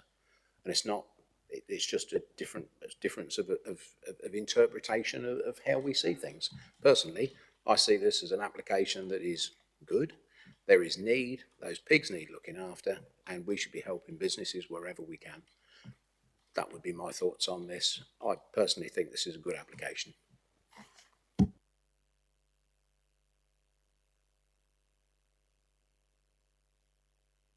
A bit of a sermon, Councillor Benny, but I can see your points. But as it's a question, I'll have to answer it. Yeah, All I'd highlight is obviously the report's actually an independent report.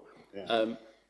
And as I said earlier, the report says at best marginal, and I think that's about as low as you'll probably get a professional independent report to say that, you know, that it's very rare that they would say there is explicitly no need on a agricultural. But the other point is there already are at least 2 people tied to the business that can live on this site. There are multiple units.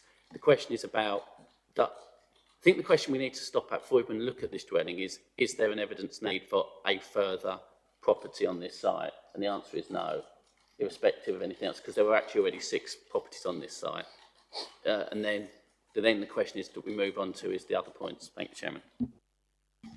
any more questions to officers? Councillor Mifferton, please. Just very quickly, you said there are units on the site. Are these units all occupied by people who work on the farm? The 5 or 6 units we already have on site? Through you, Chairman, I think to some degree whether all 5 of the units that are on site are occupied by workers at the farm is somewhat irrelevant. The issue that we've got here is that we've got an application that's been submitted for an additional dwelling to accommodate the son of the applicant, so the applicant who resides in the main farmhouse, to accommodate the son of the applicant, who we've heard resides already in one of the properties. So he's already living on site, essentially. I think it's probably also worth just pointing out that the council's agricultural consultant was commenting upon the information submitted with the application, and at no point within that, as far as I can see, and just having scanned through it very quickly again, is there actually any reference to the fact that there is already somebody living on site, or a second dwelling on the site occupied? So in terms of the marginal need, that was on a kind of a more theoretical basis, shall we say, rather than there is actually somebody practically already on site. Yeah, so, Chairman, sorry, can I just come Yeah, back? please. My question, I should have said, was a 2-part question. I was going to say, if the units on site were all occupied by people who work on the farm, why do you think we need, I know you said to refuse, but why 9 additional units and not maybe 1 or 2 units? It's not 9 additional units, it's just 1 additional unit. Sorry, 1 additional unit if the properties on site were not fully occupied. What would the need be for an additional unit? I suppose that was my question. I know it's up for refusal. Chairman, Yeah, I think that's absolutely. answered the question. You know, we don't think there is as professionals, and that's why it's up for refusal. Yeah, you know, as it was a question, I have to answer it. Thank you, Chairman.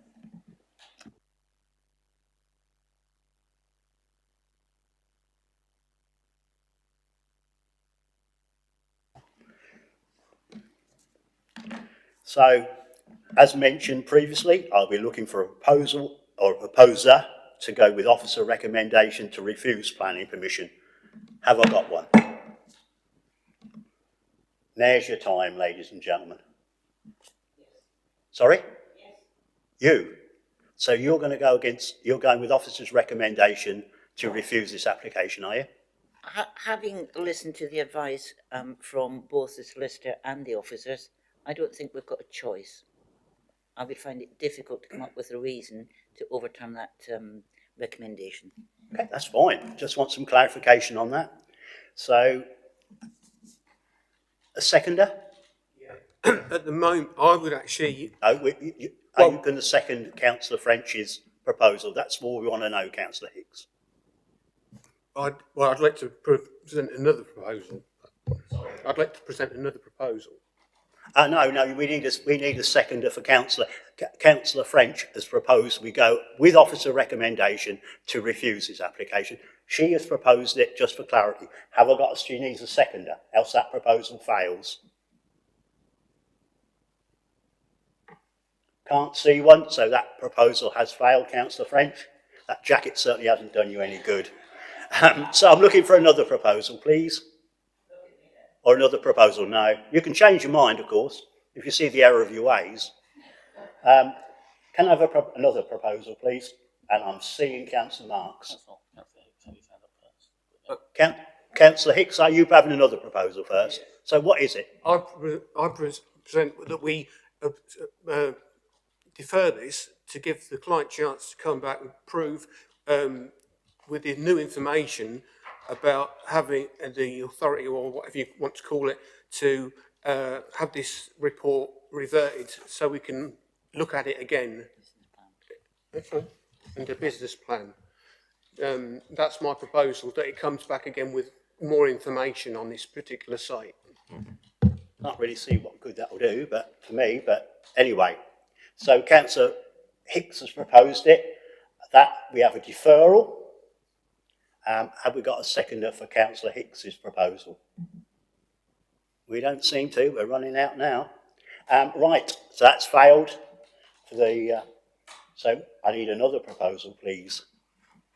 And you were going to, I saw your hand twitch there, Councillor Marks. Okay. Let's have your proposal. I'll propose we go against officer's recommendation for two reasons. One, I think although we've heard there's minimal need, there is a need for this to be connected to the farm.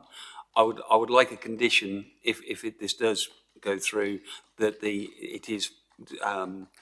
occupants of the house live and it's connected to the business at all times, which is one thing. Number two, for continuity, we've done mitigation before previously regarding flooding issues within the local area, and I believe it can be mitigated against as well. So my recommendation would be that we go on this occasion against officers and we go with this application. Right, have we got a second of the Councillor Marks?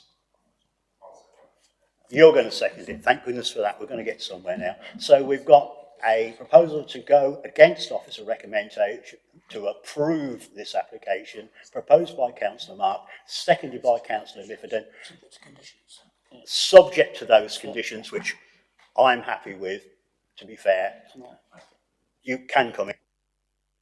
Do Chairman, one's going to be a point of clarity, and one is just seeking clarity. For the debate, obviously, as Mr. Rowan explained, the report that's submitted didn't evidence there were more than one dwelling. So although it says it's marginal benefit, it should be clear when members determine this that there are more dwellings than were present at that time. Members can give the weight as they see fit, but just to make sure that's a point of clarity. And secondly, in relation to the condition, it appeared that you were more looking towards almost a personal permission rather than just a general agricultural permission. Okay, just because you were tying to the business, said. Okay, that's just for clarity. Sorry, Chairman. Yeah. Just to come in for the further query. Again, yeah. Is that proposal with delegation to officers on other conditions?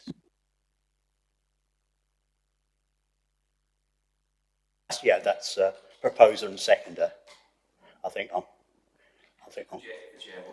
No, I'm all right. I'm happy that you do it, you guys. Thanks very much. So we'll wind back 2 or 3 minutes. So we've got a proposal to go against officer recommendation, approve this application with those conditions, proposed by Councillor Marks, seconded by Councillor Biffin. Can I have a show of hands on that, please? That's 6 votes, Chairman. Okay, those against? 1. So that application has been approved with those conditions. Thank you. With that, ladies and gentlemen, that's a healthy debate. Are we going to have 10 minutes, are we? It's 25 to. Can we be back at 1:45, please? And that is not 4:45, that means 3:45. Councillor French. Thank you.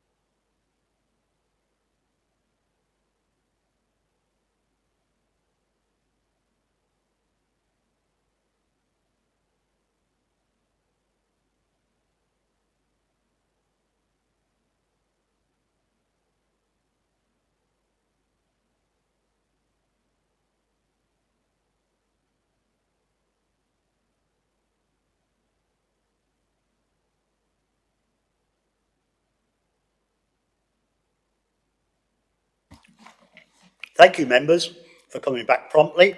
I'll now hand over to David Rowan to present application F/YR24/0254. It's a PIP application, so it's planning in principle, agenda item number 7. Thank you.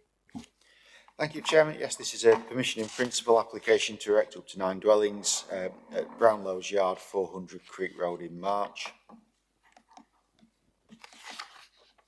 So the application site is indicated in red on the location plan and the aerial photo. To the sort of west of the site is the junction of Estover Road and Creek Road. The site is largely considered to be within the built form of the settlement, given that it is brownfield in nature, and there have also been several permissions granted in the vicinity for residential development. The location plan submitted with the application shows the site in a little bit more detail, with a sort of almost a west-east split, with the eastern part of the site being brownfield, with several buildings to the rear of the site, and the western half more undeveloped in its nature. A large portion of the centre of the site is flagged on the Environment Agency maps as being at a medium to high risk of surface water flooding. Photos of the site are shown on screen, and these are sort of viewed from the frontage on Creek Fen. Then further views of Creek Fen and the nature of the site. So obviously this is a permission in principle application, so we're looking at location, use and amount of development. They're the only matters for consideration. Largely the principle of developing the site is considered to be acceptable, while any development is clearly going to result in a backland form of development at odds with the prevailing frontage pattern of residential development. Given that brownfield nature that I referred to previously, it is not considered that a refusal on this basis would be reasonable.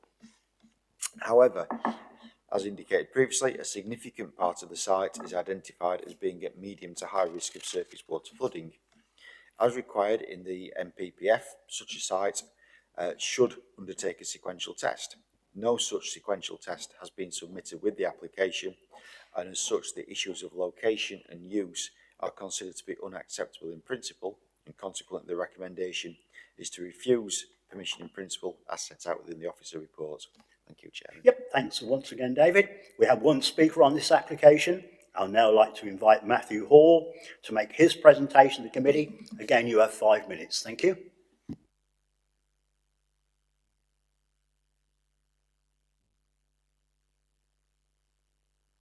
Thank you, Mr. Chairman, members. We're pleased to know in the officer's report it confirms that this is a brownfield site, and Mr. Rowan's just said that as well. This site has been in the Brownlow family for over 40 years and has long been established as a yard, which has expanded over many years. Over the years, there's been a patio company here, car dealer, furniture maker, storage, persons with banger cars, persons with reptiles, joinery workshop and porter cabins.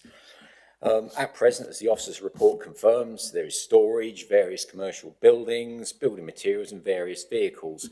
We're pleased to note in the officer's report that highways don't object to the proposal, and that's not only the access point but also the visibility displays can be achieved. So even though this is a PIP application, we've thought ahead with regards to if this application is approved with the technical details. This site is all in flood zone 1. If the PIP application was approved, there would be a requirement for an adoptable footpath to the front of the site, street lighting, widening the road. That is a key point. And I live in this ward, and when you go down there, all the frontage of this site, the road narrows up. I think you can see it on the photos Mr. Rowan showed. So this proposal would allow that road, community benefit, to be widened all the way along. There'd need to be associated drainage and all of the above. I think it's been in the report from Cambridgeshire County Council Highways. Could we have the location map on the screen again, please, David? Thank you. So you can obviously see the site and where the access is. With this site, there's been 2 other delegated officer approvals here.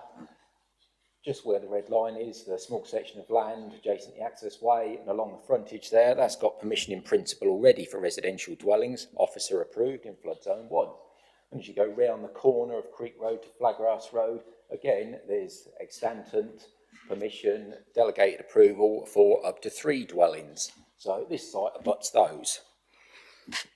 Could we have the photos that I submitted on the screen, please? Thank you.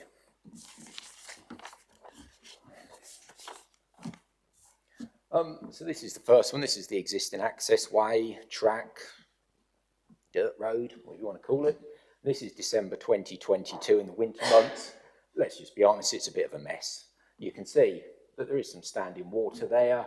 The access is a bit of a mess here, and you can see the yard. Could we have the next one, please? Thank you. And this is an overview, similar to what Mr. Rowan showed, a Google overview, and you can see the site is clearly a brownfield site.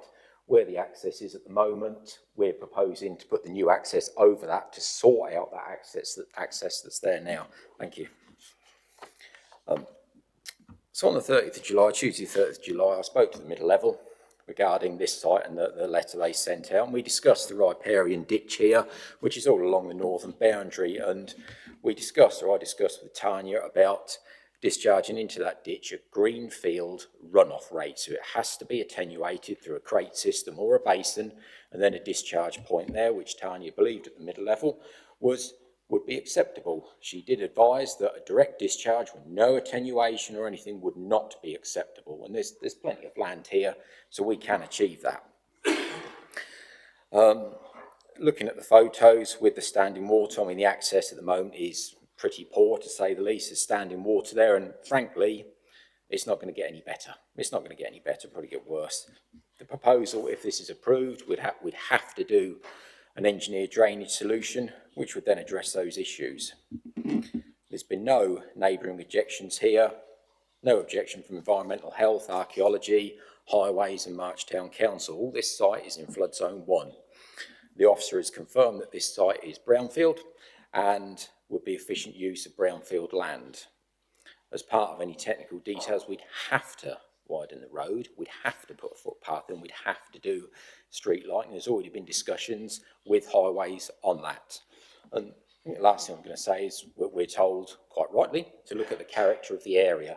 I mean, look at the character of the area now. It's a bit of a mess, putting it politely, which I would like to hope, if this is approved with some residential dwellings, the character of the area would be vastly improved. Thank you. Yep, thank you again, Mr. Hall. Members, questions to Mr. Hall, clarifications. If you've got any, I'll take Councillor French first and then Councillor Marks. Thank you, Mr. Hall. This application has approval for 2 applications under a PIP. We've got a planning application in for 6, which is still pending. So you've now put a PIP in for 9. How many more applications or dwellings do you propose, or do your applicant propose to put? Is this going to end up a full-blown estate? So when you look at the overview there, as you rightly say, yep, good idea.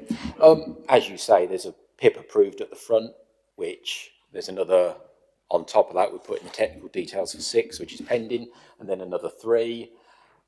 This whole yard, which is that green area, and this yard, it's split in 2 between different people in the Brownlow family.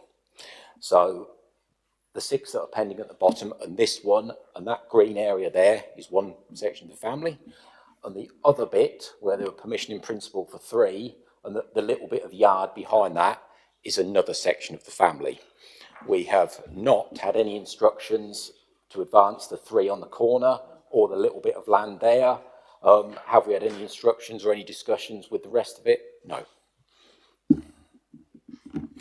Okay, we'll bring in Councillor Marks. Thank you. Thank you. Good afternoon, so a couple of questions. Firstly, on the original 6 PIP, are you still doing the road improvement? 2 PIP, sorry. So the one at the front here, that's pending, as Councillor French said, and on that we've put in street lighting, adoptable footpath and widening the road. So even under that one, that is on that one as well. So that is being progressed, yes. And that, I think that's all on the public access, yes. So that's number 1. Number 2, you refer back to a conversation with middle level. Is there a letter to back that up? No, I couldn't find one previously, or has it not been submitted? No, we had their standard letter sent to me, and then I contacted Tanya at the middle level on the 30th of July, and it was conversation over the phone about surface water drainage going forward if this was approved. So no, that was a conversation between me and her, yes. So there isn't anything in writing. The reason I asked that is I actually know the site. We used to have a customer there who was the joiner at the bottom.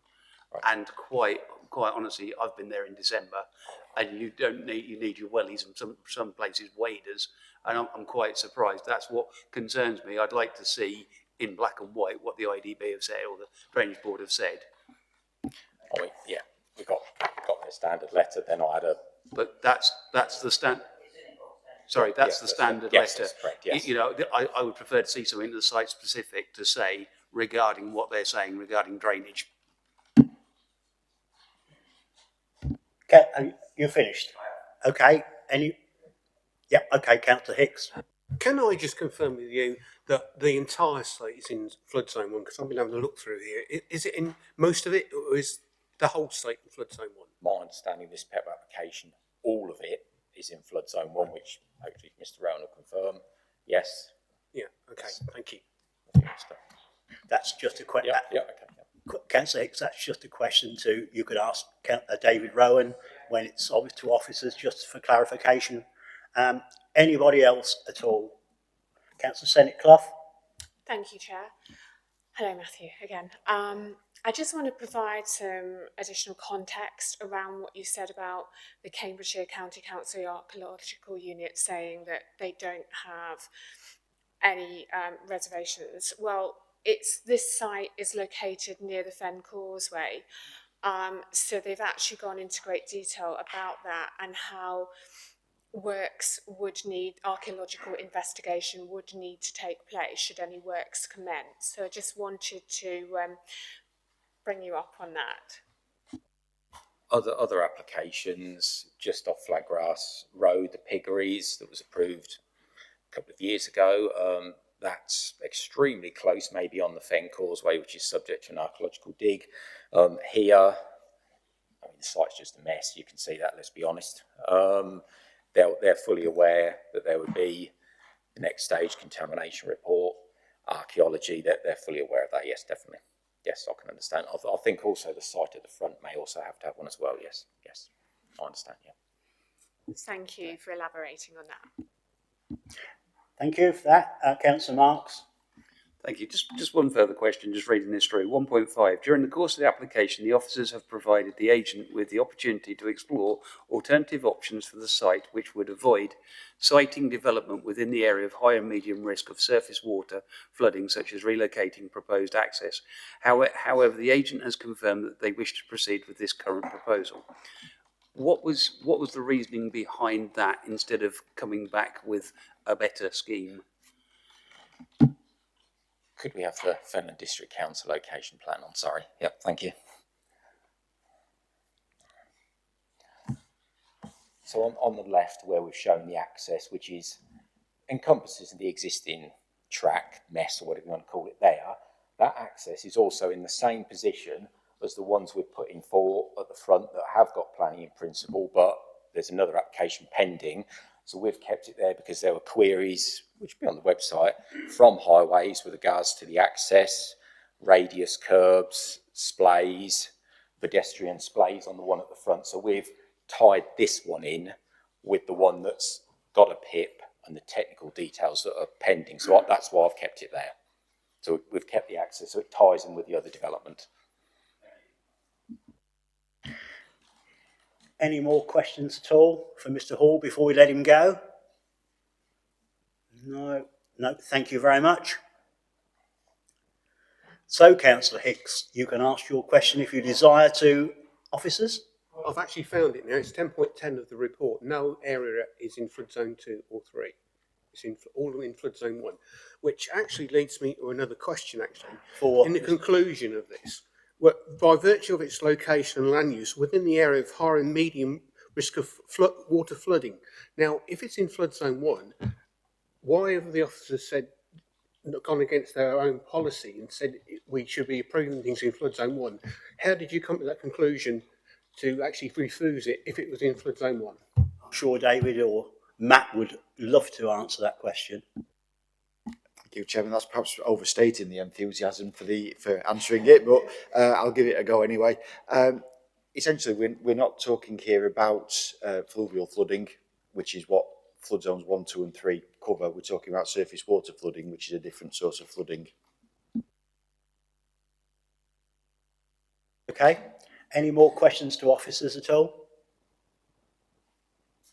No, are you debating whether you want to answer a question, Councillor French? Okay, that's fine then. So, okay, thank you very much for officers.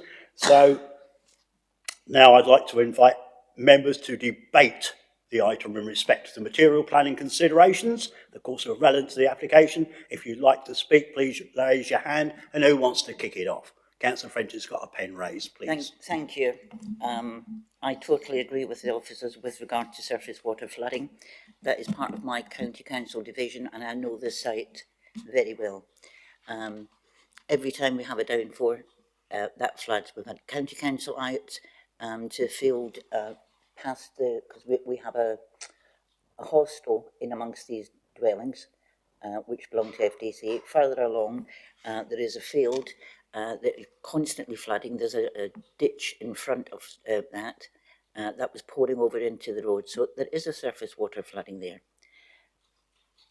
With regard to the drainage board, I believe, I'm not sure, I think it's March 5th, which I do sit on. And certainly any time there's been an application for this, they have concerns because that is March North. It hasn't got the infrastructure.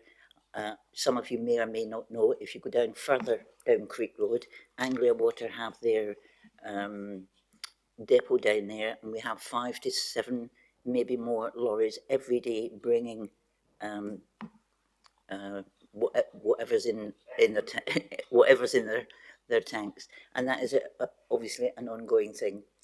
I did ask Mr. Hall about how many applications we're going to get. I can see if this application is approved, we're going to end up with a complete estate down there. It's not in March Neighbourhood Plan. When we did the March Neighbourhood Plan, we specifically said because of the infrastructure in March North, it cannot take anymore. If you come further up, which then goes into Estover Road, there was a planning application for St John's College not that long ago for 99 dwellings. If this application is approved, the application, by the way, for St John's was refused and lost on appeal. This is not a place to intensify housing. And I think this one, again, the officers have got this absolutely right. You know, we've got one pending, we've got 6. Let's see what's happening with the 6. The outcome of that before we start putting any more pips in this. Okay. Councillor Marks, thank you. Thank you, Chair. I have to say, I've read it through. I know it probably flies in the face of the last application where I've gone against, you know, and said regarding flooding, but actually this one is surface water. The other one was one standalone building that I think we could mitigate against. This, however, I think is a bit too far. If you get 6, then you get 9, then you get 12, then this surface water is an issue to get rid of. Yes, there's open fields. I'm a little disappointed there isn't a letter here from middle level backing what Mr. Hall has said, and I certainly don't dispute what Mr. Hall has said. However, I think it would be better that we could have actually seen that. At the present time, I actually support officers on this one, and I think they have actually got it right. You can come back, Councillor French. Yeah, you're absolutely right. As I said, I do sit on I sit on 11 drainage boards, but March 5th, and they are over capacity. There is a full report that came out, and it does actually say they will not allow anything unless it's greenfield flow, which obviously then attenuation tanks or whatever has got to go in there. So I'm sorry, I cannot support this application as it is now. Okay, still in debate. Had a couple of long conversations, but anybody want to add anything before I close this debate? I'm closing the debate now. Officers, nothing. I'm looking for a proposal on this. Councillor Hicks. Yeah, I agree with the officers. I suggest we go with planning officers' recommendations to refuse this application. Okay, have we got a second for that? Councillor Mifferden. Yeah, sorry, I did.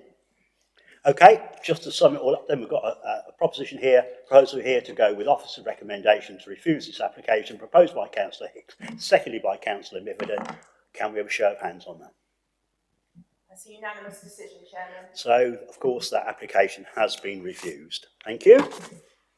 So, moving on to agenda item number 8, FYR 24/03333F. David again will introduce it. Thank you. Thank you, Chairman. So this is a full application to erect a dwelling and form a new access land north east of Horseway Farm, access from Fenland Drove, Mainey. The application site is shown in red on the location plan and aerial photo. The site sits in a countryside location, effectively between Chatteris and Mainey, and the application is submitted on the basis of being required by the applicant's son in connection with running the construction company and the holiday lets on site. So the proposed site plan is shown here. The dwelling is to be located towards the west of the site as shown, with an access drive proposed running from a point to the east for approximately 120 metres. A separate bin collection point has been shown adjacent to the highway, so more in front of the kind of the car parking area at the end of that driveway. No explanation has been provided regarding why such a contrived access arrangement as opposed to one through the applicant's already developed land to the west or in closer proximity to the dwelling is required.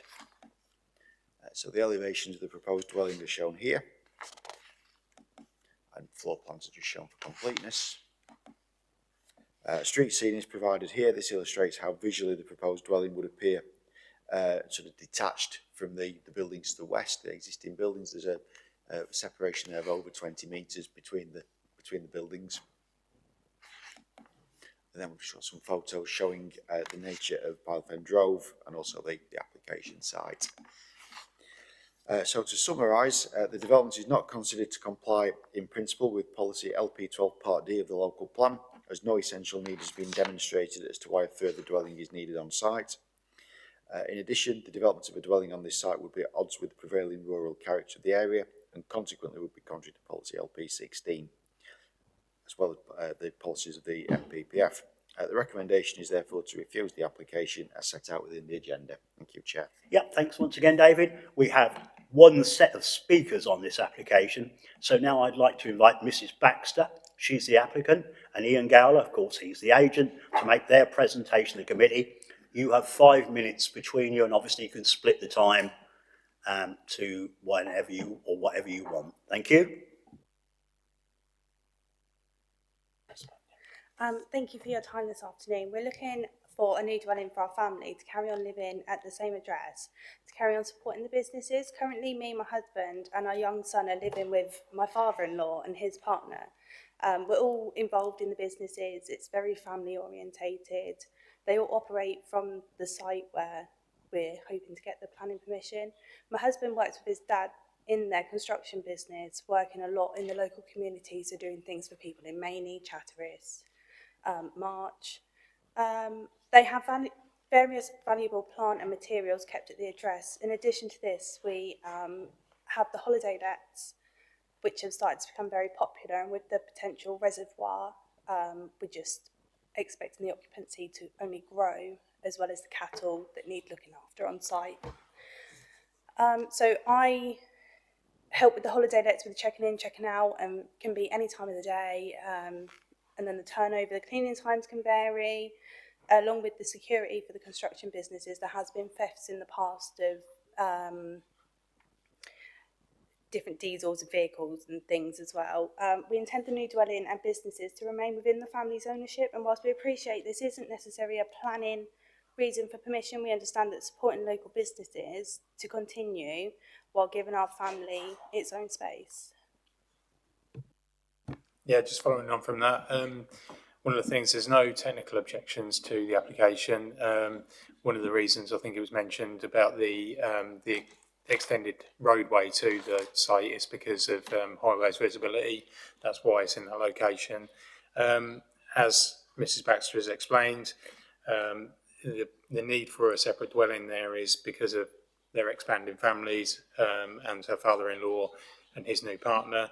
They're currently all living in the same bungalow together. The intention is that it will be for them and their family in connection with the businesses that are already on the site. As she explained, the holiday let business is obviously can be a turnover of someone arriving early in the morning or late in the evening, which is why we really need someone there on site. Someone living in Chatteris or Maney is quite a travel distance to get to that if someone's turned up late or early in the morning. As we explained, Mr. and Mrs. Baxter and their young son already live at the property, so it's not an additional home we're looking for other than the people that are already on the site. The second reason for refusal we note is appearance. The slide behind shows the extent of the hedging in front of the house. The street scene below shows obviously a not necessarily quite representative image of what it will be visible of. When you're on the road, you're standing or driving by with the hedge really high next to you, you won't actually see the new dwelling. One of the pictures that was shown by David was a large gap in the hedge. That was to do some drainage work, but the new hedging has been planted, so that should fill in over the next 12 months, 2 years. We hope you'll all support the application this afternoon, and thank you again for your time. Thank you.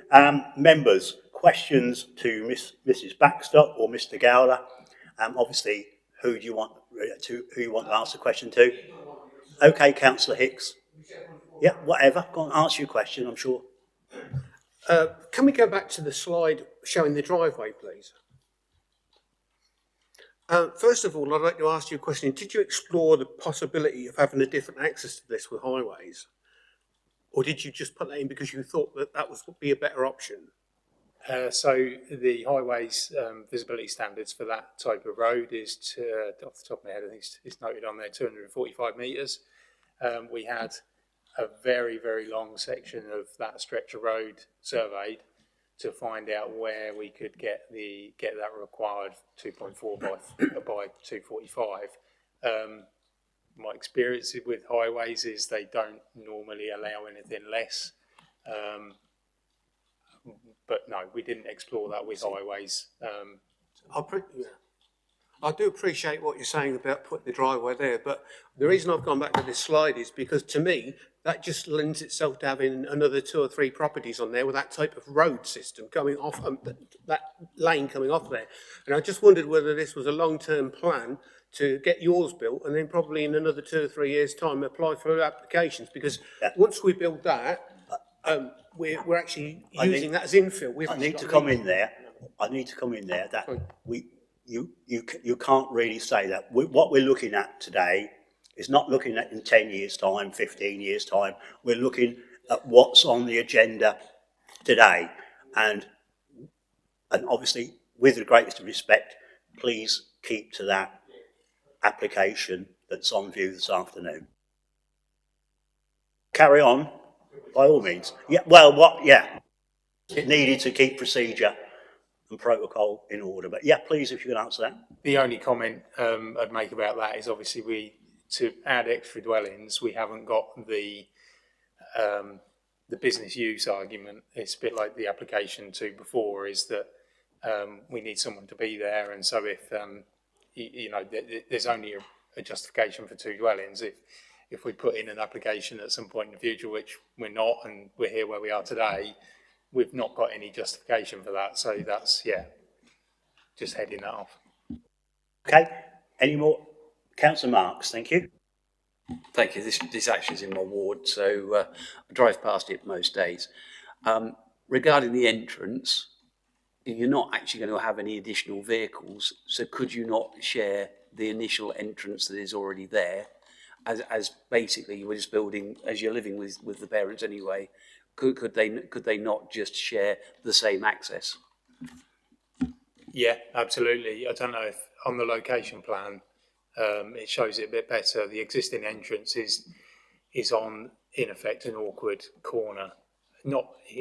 We wouldn't be able to get the 245 metres splay. We could still get a sensible splay, and you're right in that they're already living there and it's already being used for the businesses, both businesses. So yeah, and we'd be happy to do that. It's just one of those 50-50 ones. Which way do we go? Do we try and satisfy highways, or do we? And yeah, we took the decision to go this way instead of the other. But we'd be more than happy to go use the omit that access down there and use the existing access for the bungalow. I think for a comfort factor, that ties it more into nobody trying to build in the paddock behind it.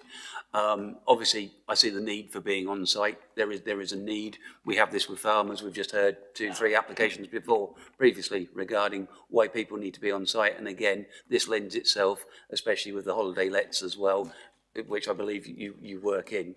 So is there any other connection with the business that do you work in the building business as well?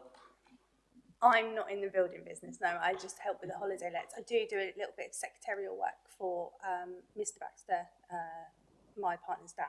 Okay. I do help him with bits of that, but I'm there for the holiday lets to help clean them and things like that as well. Brilliant. Thank you. Right, thank you, Councillor Marks. Any more questions for Mrs. Baxter or Mr. Gowler? No, thank you very much. Thanks for that.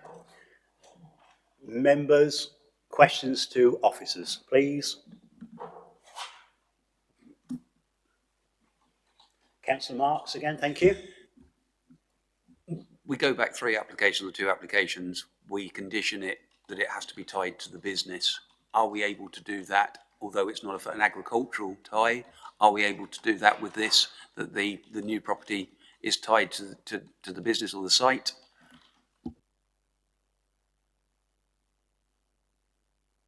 Yeah, sorry. To you, Chairman, yes, sorry, we've heard this. Yeah. I think we need to take a slight step back in that. And in that, one of the reasons for agricultural workers' dwellings is the need for regular activity outside reasonable hours. You know, animals can go into calving at any time of day and night. That can be extended. There's extended periods when it's very likely to happen, etc. Even with when you've got growing, there's periods where you might need to work out inclement weather and all that. There is a reason why the planning system supports agricultural workers in the MPPF specifically. It picks them out for that reason, because the likelihood and the frequency of the unattractive hours and the likelihood that these will be very remote from where you could be able to get a dwelling and the ability to access these outside out and all of that. That is why this planning system picks out agricultural workers, and it does not pick out other industries. Obviously, you can look and consider there may be opportunities or reasons for other industries, but generally, that is where agricultural workers are. One of the things that I've seen fail multiple times at appeal is when people have tried to argue they need a dwelling for security. So previous authorities, very similar district, landscape-wise, because there are lots of other things that you can do for security to protect your premises and your business before you build a dwelling in a place where the government are saying you shouldn't be building dwellings. So I would advise that members give the security point in relation to the business very, very limited weight. But also I'd like to echo, I'm sure the members have read the report, but as it says in paragraph 9.5, notwithstanding no planning permission appears to exist for the site to function as a builder's yard, with only planning permission for the replacement dwelling and change of use of garages to holiday lets apparent in the planning history. Therefore, members, we should not be looking to support protecting a development that actually could be unauthorised and could not be benefit from planning permission, and in theory, if it came in, we could refuse. So at the moment, I'd very much for the fact that the builder's yard doesn't appear to have permission. 2, for protection and security. I think members need to be quite quiet on that. In relation to the lets, I think it then comes back to the point of why you support agricultural ones, is because of the frequency and the 2 in the morning, 4 in the morning likelihood. In reality, are the lets going to be at so unsociable hours and so commonly for this quantum of units that it should be picked out and allowed to have a new dwelling in an area that government say we shouldn't? Because if so, that is going to mean that if we consider it for this one, that would probably mean we should be considered for almost any rural business, and that would be a very dangerous precedent to take, an approach to take to schemes. You know, that, as I said, agriculture workers are picked out specifically, other businesses are not for a reason. We can tie it in. You would be looking to tying this as a personal permission. It would have to go above agriculture workers dwelling for that reason. But we don't have the viability, do we? No. So, yeah, so we don't have, so if we do agriculture workers dwelling, you have requirement for viability information, so the business has a long-term likelihood of retention, so that obviously you can see that there is a house for the next 20, 30 years is appropriate. We don't have that information here for the holiday lets. We don't have that information to confirm that this business is financially viable enough to support a dwelling on its own right, because that's part of why you allow these properties, for those reasons. So, in theory, yes, but with all the information before us, it's a no, I would say, in this instance. Thank you, Chairman. Yeah. Okay. Councillor Miffordon, please. Thank you. I was just going to bring you in anyway, but... Thank you. I just want to add to what Councillor Marks said, and also about the need for security on site, be agriculture or holiday lets. I have a holiday lets business that I run myself, and I can tell you, just like agriculture, you get all reasons why people turn up late. Now, yes, they are pre-booked, booking.com, wherever, but there can be a number of factors. Accidents, traffic delays, someone's got a puncture, or any other thing can make people turn up late. I have checked in people at 2 o'clock in the morning who've been coming from overseas because their flights were delayed or whatever. So, in support of that, I think there is an argument that there is need for someone to be on site to look after holiday lets. And you said yourself that the holiday lets does have planning, this planning history. There was evidence that it was planning history for the holiday lets. So I think personally, there is a plausible reason why they will need to have, because I have personally experienced it. I still have that business, and I know how it runs, and I know we still face those challenges. Secondly, there's been a lot of theft from construction sites and farms recently in Finland. The need for plant safety. Yes, you can put cameras all you want, and you can have dogs or whatever. If you have dogs there, you need to have people on site. So I'm just supporting. I'm just saying to officers, I think there is. We should be able to apply to, if we're applying to the agriculture sector, we should be able to apply it to the holiday let sector, because there is a need there. I have experienced it. Thank you. Well, I think just to come in there, I think you made some very valid points there, especially being in business yourself through lets and that. I think something that the committee needs to take into consideration, your expertise on that. But thank you. Anybody else at all? Oh, sorry. Yeah. David. Thank you, Chairman. I think I'll try and pick up the general thread of the question that was there. So I think it's worth members remembering that there is already a dwelling on site. So for those instances where there might be somebody who gets a flight delayed and can't arrive till 2 o'clock, there is somebody actually living on site who can potentially deal with that.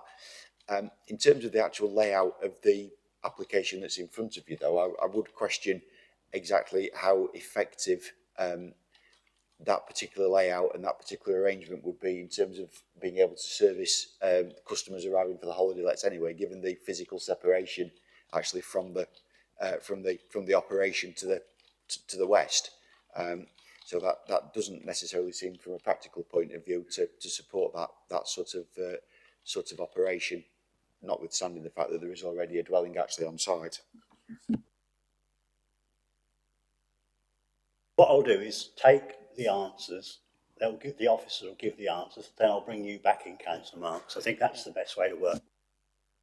Thank you, Chairman. Just to the second query, what I'd highlight is that the guidance and why we allow agricultural dwellings is not about security.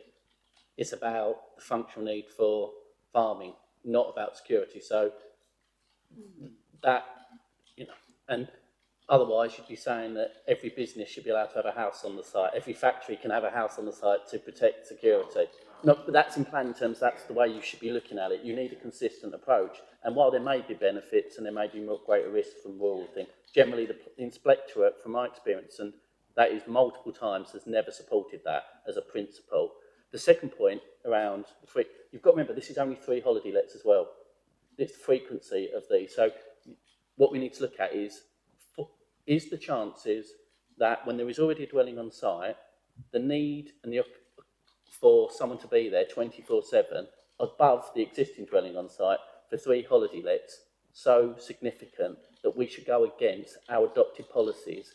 The lack of evidence that could weigh in favour of the material consideration in relation to the viability and all of that, and government guidance for where we should be putting dwellings. And I would say at the moment, where there is such a silence on that, for this instance, we shouldn't be going against that. That would be my advice. Thank you, Chairman. Right. David, have you got anything to add to that before I bring Councillor Marks in? You obviously haven't. Councillor Marks, you can come back on that, please do. Thank you. Just a couple of points. One, knowing the site, because as I say, I drive past it most days, the location of the property to walk through into that farmyard is not a million miles. It is probably no more than 50 to 60 metres. Well, quite honestly, if you park a car in a car park at a little chef, you probably, or a travel lodge, the staff probably walk further than that to go in and out of their property. So I don't see really that can be taken into consideration, that it's disjointed from the business. And obviously, as we've already heard from the agent, if we could put the roadway back in and they used one single access, that would also put a roadway in as well. So that would make life a lot easier. Number 2, regarding holiday lets, we're getting hooked up on holiday lets or agricultural lets or whatever. Across the road is one of the biggest leak providers in the county. They have people 24 hours a day working there. What's to say they're not going in and out? And I don't know their client base, but we've also previously had, within the last 3 years, an application from a place in Maney where they were hotbedding every 8 hours. And every 8 hours, if you speak to the people who owned it, they needed to be on site, or they needed somebody, because let people in, let people out. And again, my concern is we're saying that we don't need people living on site, and these people are living with their family. At the end of the day, by the sounds of it, Mrs. Baxter is the one who's the key worker within the business. So why would you want to disturb older people to come and let people in? Councillor Marks, thank you for all those comments, but we are in questions to officers. Have you directed that comment to officers? Good.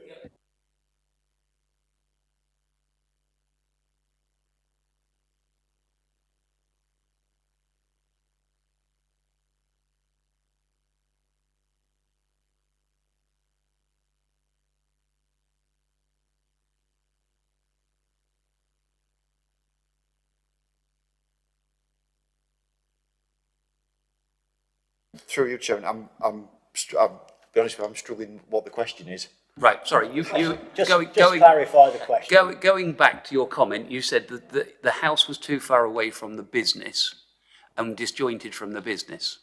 That was your number one. So therefore, why did they need to live on site? Through you, Chairman,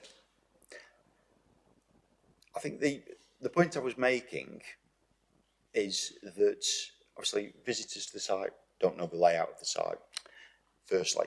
But secondly, usually if there is an argument that a dwelling is needed in connection with a business, the dwelling and the business are somewhat better linked or better connected or more closely located than the arrangement that's in front of us here.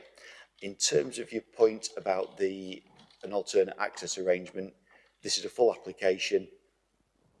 What's being applied for is on the screen, and that's what needs to be determined. Okay, still questions to officers. Councillor Seniclough, please, then Councillor Miffordin. Thank you. Question to officers. So far, we've been talking about the holiday lets.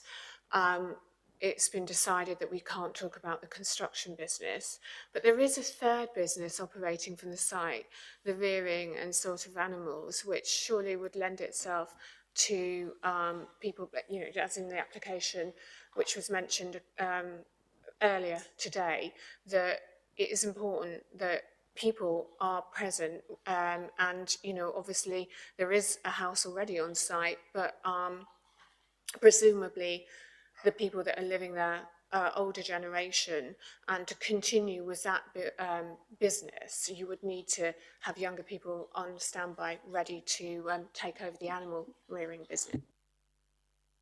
David? Thank you, through you, Chairman.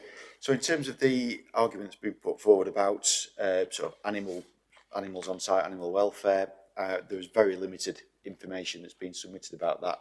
To be quite frank, it's almost a sort of a throwaway line in the statement that's been submitted with the application, so that the focus is primarily on the construction business and on the holiday lets, and then kind of the third point is there's some animals on site. We've got no information about the number of animals. Ultimately, this is the application site that's on screen. There's no other land that's indicated as being owned by the applicant, so quite clearly we're not looking at a 50-acre farm sort of thing. The site visit that I conducted yesterday, admittedly, was just largely a drive-by. And from what I observed, I think there were possibly 2 horses on site. From what I saw, I certainly didn't see any evidence of any other animals sort of within the application site at all. So I think in terms of the agricultural argument, there's very, very limited information, very limited evidence to actually substantiate that sort of consideration.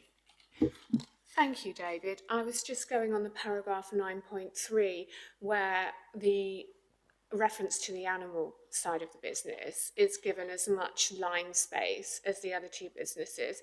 So, and in regard to visiting the site, I have been out there, but obviously, as the gentleman indicated, a lot of it is obscured by this giant laurel hedge. So that was why I was asking you for clarification on that, but thank you for your response.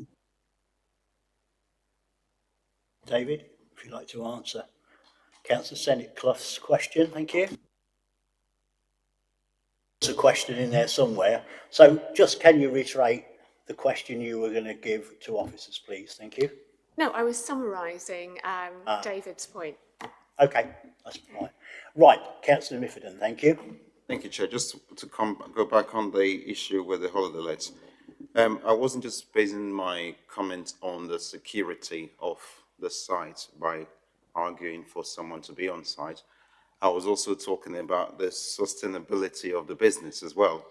It's not necessarily about security. It's if someone's checking out 2 o'clock in the morning because the flight's been delayed and you have to cancel that booking, one, there is costs associated with you cancelling the booking, and also there's lots of business. So I was talking about the sustainability. And then we're talking about the fact that there is a dwelling on site. Mrs. Baxter just explained to us that she lives there with her in-laws, so it's effectively 2 families on site. I don't know how large the existing property is, but I think that would lend itself to the argument that there is need for this additional.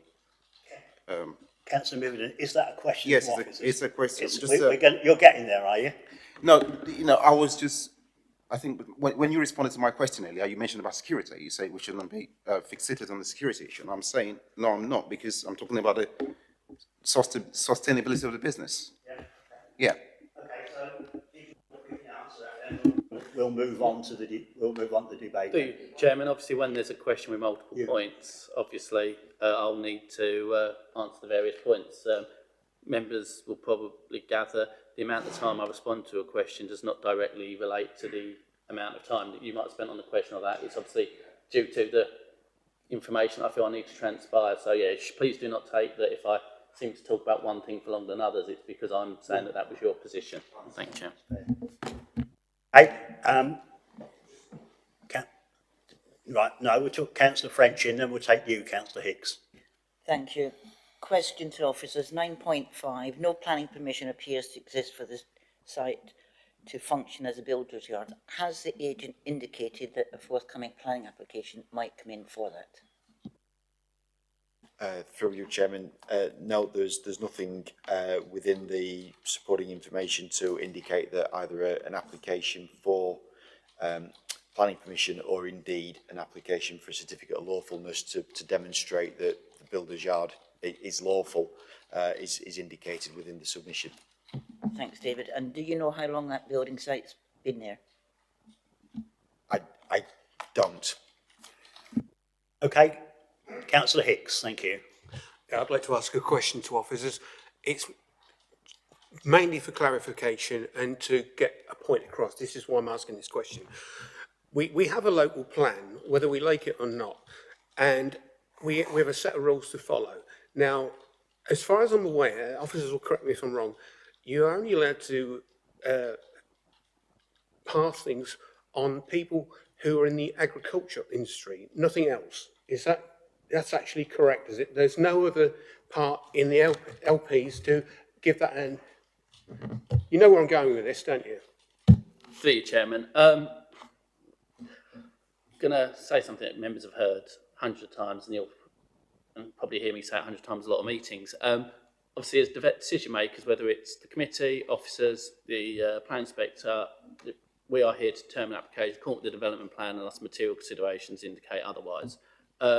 Our policy specifically talks to agricultural workers' dwellings. That reflects the nature of the district and the historic thrust I said earlier around highlighting the need for specific types of accommodation for these properties. What I would say is that obviously there can be material considerations that would mean that a different business could be supported in a similar thrust. But if you were to do that, I think you would need to also look at the guidance and the policy we have around agricultural workers' dwellings, where you would want to, firstly, you'd want the business to be lawful and to have evidence it's lawful.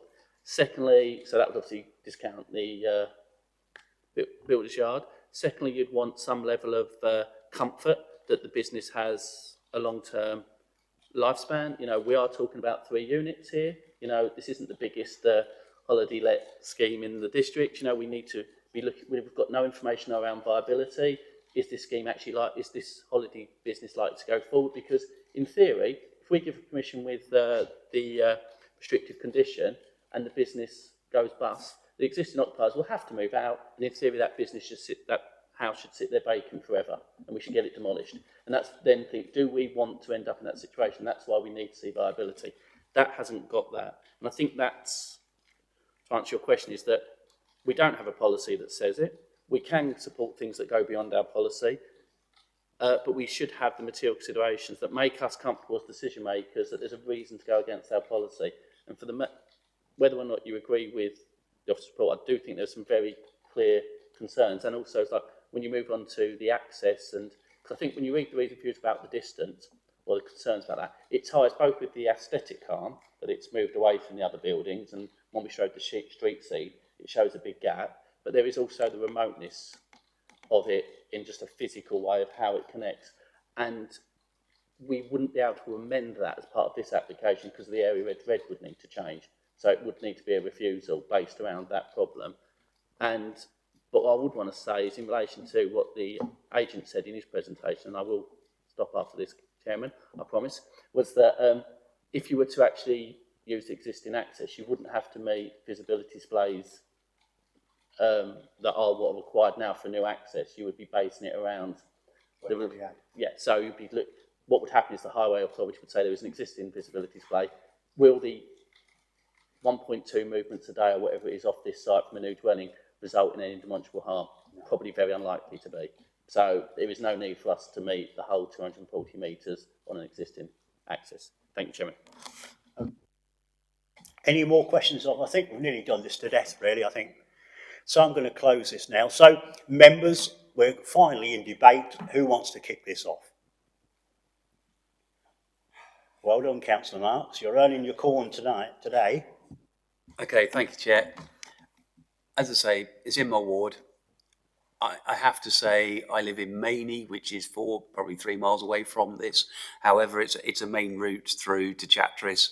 I would describe the area as probably almost a hamlet. It's got 5 or 6 other properties there. They're talking about size of this. One of the things is the size of the property. One, I would say, we're not looking at Buckingham Palace by any means.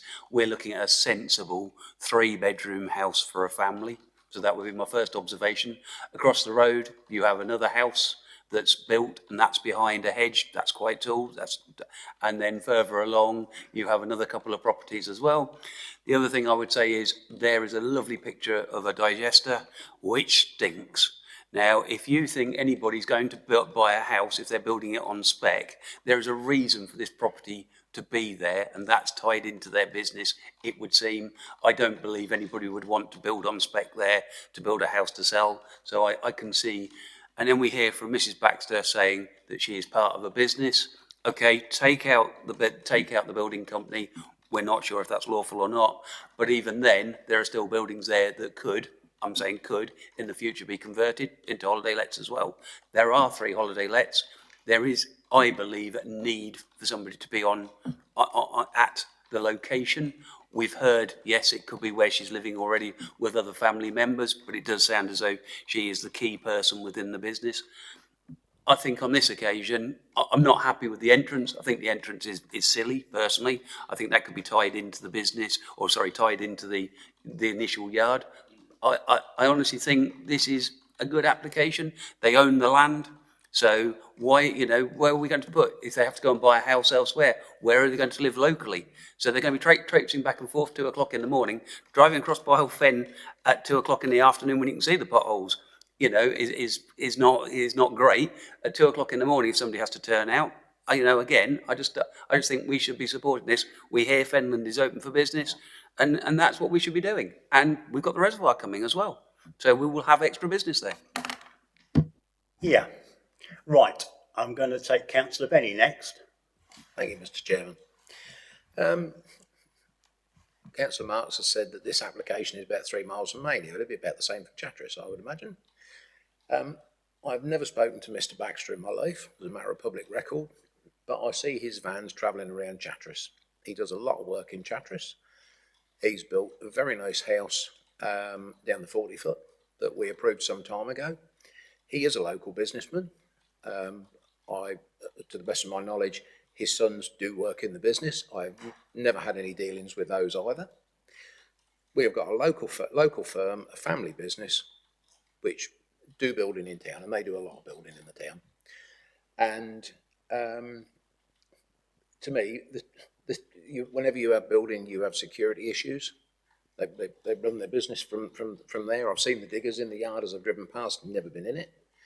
But we've got an application here for a family business, and we've supported a family business in farming earlier, and we've got another family business who's crying out for support today.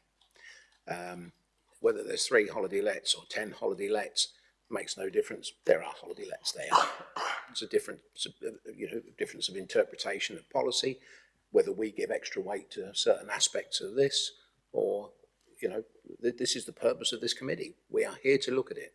And there are things that are not always policy compliant, but that again is a member's job to bring a personal touch to this and to look at it with compassion, and also to take into account things that you can't put a policy in place for. And I think this matches that personal touch and the needs for this local business. Okay, Councillor Mifferton, thanks. And then you, yeah. Sorry if I missed you at Councillor Hicks, but you can come in after Councillor Mifferton, can't you? Thank you, Chairman. I'll be very brief because I think Councillor Bennett said what I was going to say again. Talking about personal touch into this, like I said before, I'm in the hospitality industry. Yes, the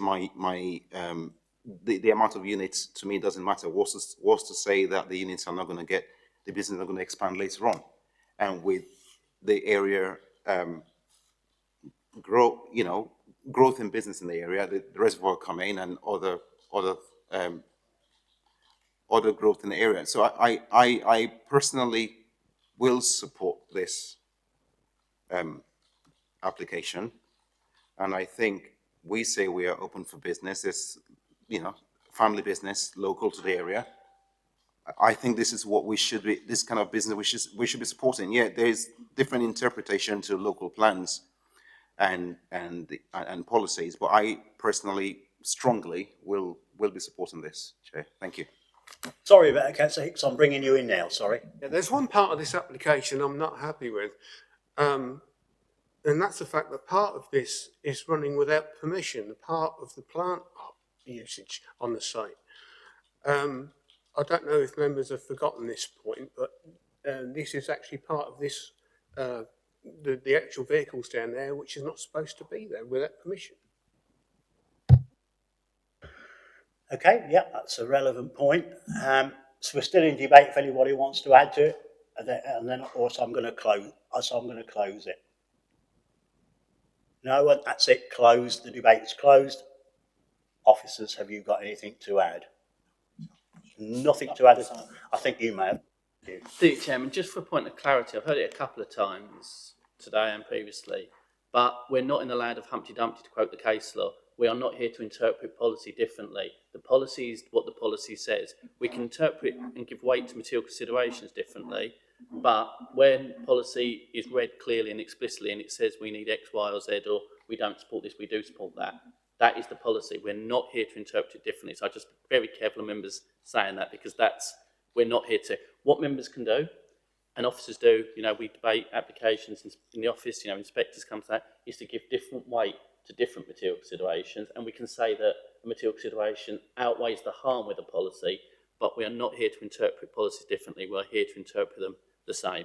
But just for clarity, I just think I know it can sort of, we use English and we don't necessarily worry about the context always, but just in this debate, in this arena, I think we just need to be very careful about saying that we are here with the same policies, determining applications under the same policy. It's the material considerations that we give different weight to.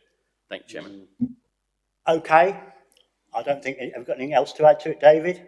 No. You look very pensive, but there we go. So, as previously mentioned, I'll be looking for a proposer to go with officer's recommendation to refuse this planning permission. So, have I got one? Just to clarify, looking for a proposal to go with officer's recommendation to refuse it. If anybody's in doubt. Don't seem as anybody's in doubt with that one. So, that's failed, obviously. Has no support, so I'm looking for another proposal.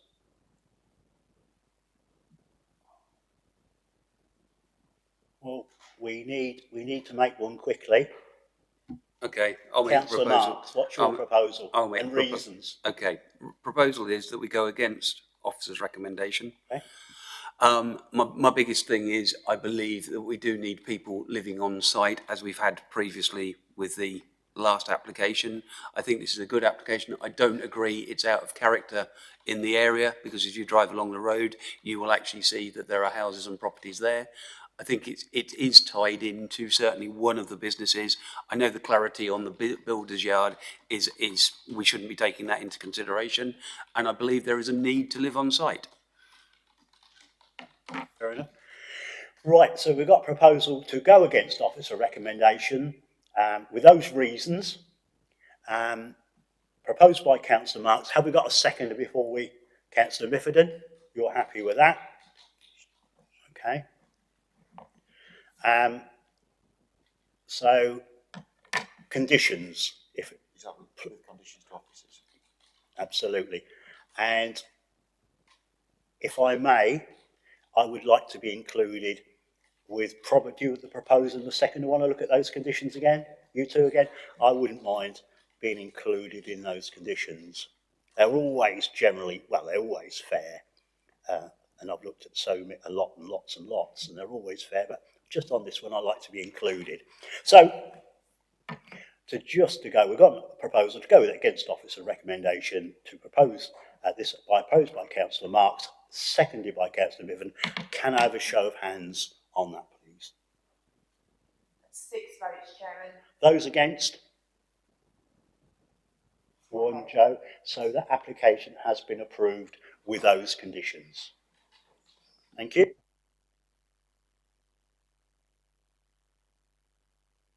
Last but not least, I'll hand over to David again to present application F/YR24/04 at 10F. David, agenda item number 9. Thank you.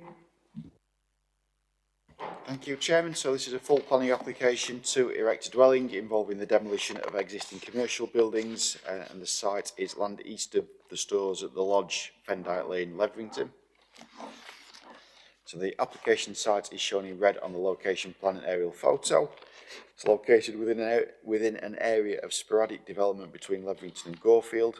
So the existing building on the site can be seen from these images sitting to the rear. Part of the site, broadly speaking, the area of the access is within flood zone 2. So the site plan shows the proposed siting of the dwelling with the grey building to the right side of the plan, as well as the curtilage around this shown in the green. The access can be seen in the sort of light yellow running through to Fendyke Lane. And then the sort of golden coloured building in the centre of the image is a dwelling originally approved under permitted development and then with subsequent further actual planning applications. So the elevations of the proposed dwelling are shown here. And then moving on to photos on the site. So photo 1 shows the building converted to a dwelling sort of forward of the application site. In terms of scale, it is worth noting that the height of this is approximately 7.6 metres. And then photo 2 shows the building currently within the application site, which is to be demolished as part of this application. And the height of this is around 7 metres. So policy LP12 of the local plan, and indeed the MPPF, seek to restrict new development in the countryside, as I think we've probably gathered from the previous couple of items this afternoon, to situations where there is a demonstrably essential functional requirement. No such circumstances have been set out within this application. As discussed within the officer report, a fallback argument has been put forward in terms of the potential residential reuse of that existing building. However, this is not considered to actually exist and that no weight should be given to this. In addition to this in principle issue, the scale of the proposed dwelling being higher than the buildings to the front is considered to result in a visually incongruous form of development which would detract from the appearance of the area. So just to clarify, the existing building is about 7 metres high. The dwelling in front of the site is approximately 7.6 metres high. The height of the dwelling proposed is 10 metres. In addition, the access to the development is within flood zone 2 and as such must be sequentially tested. As no such test has been submitted with the application, it is considered that this is contrary to the relevant policies regarding flood risk. The recommendation is therefore to refuse the application as set out within the agenda. Thank you, Chairman. Yep, thank you once again, David. We have one speaker on this application. I'd now like to invite Gareth Edwards, of course he's the agent, to make his presentation to the committee. You have got 5 minutes.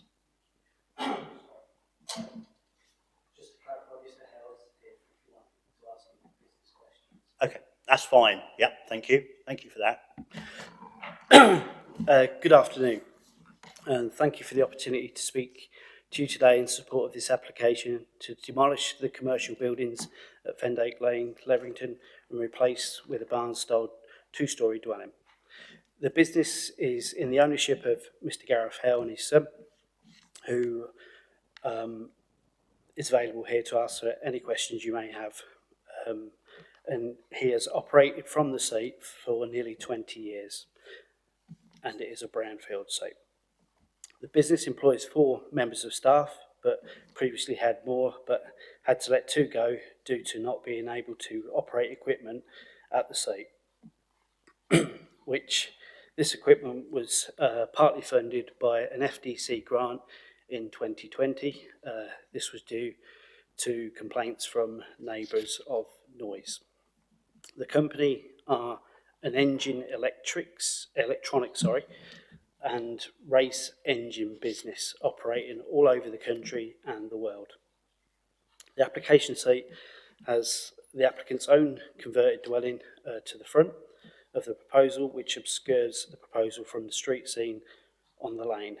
This is also further the case following the recent approval for a garage block with an annex over for the applicant to the north of the dwelling, which is due to start very shortly. We worked closely with your officer on the application and was delighted to receive an email from her confirming she will be recommended approval, but that it needs to go for sign-off. As you can imagine, this was somewhat of a surprise when We were then told it will be coming back or coming to planning committee with a recommendation of a refusal. The business has operated from the site with no real issues, but with the new dwelling that has been constructed to the south and the sale of the previous home of the owner to the north, it has brought more than an issue with noise. This will be a further situation due to a recent planning approval on land slightly down the road but opposite, which has seen the conversion of an existing cold store into 2 dwellings. The application comes with the support of neighbouring properties, parish council and other statutory consultees. It was suggested that we could look into carrying out a Class MA application on the buildings, but I think it's fair to say they are not the most attractive structures, and we feel the proposal, which is smaller in size than the existing, is more appropriate and would tie with the neighbouring properties. As the report indicates, the dwelling is to be located in flood zone 1, and by removing the business will reduce the traffic flow to and from the site.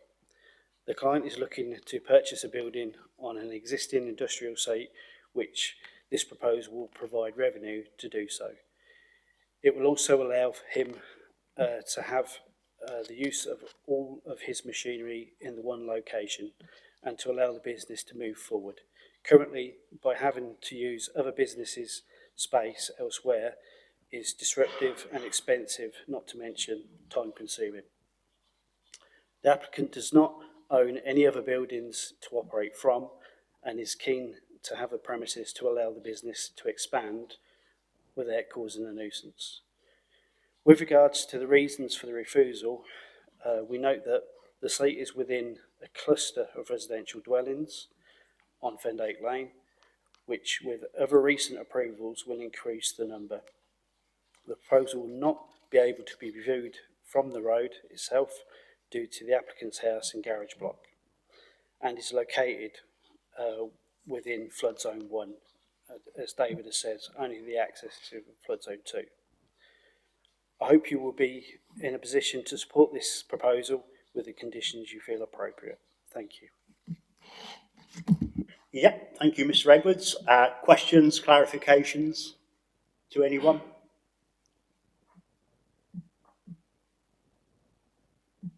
No, thank you very much. Questions, clarifications to officers, members?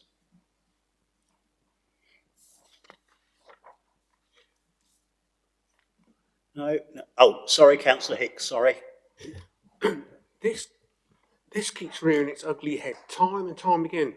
How we keep getting these emails getting sent to the client saying that it's up for approval, and then we go against it. Now, this is bad form.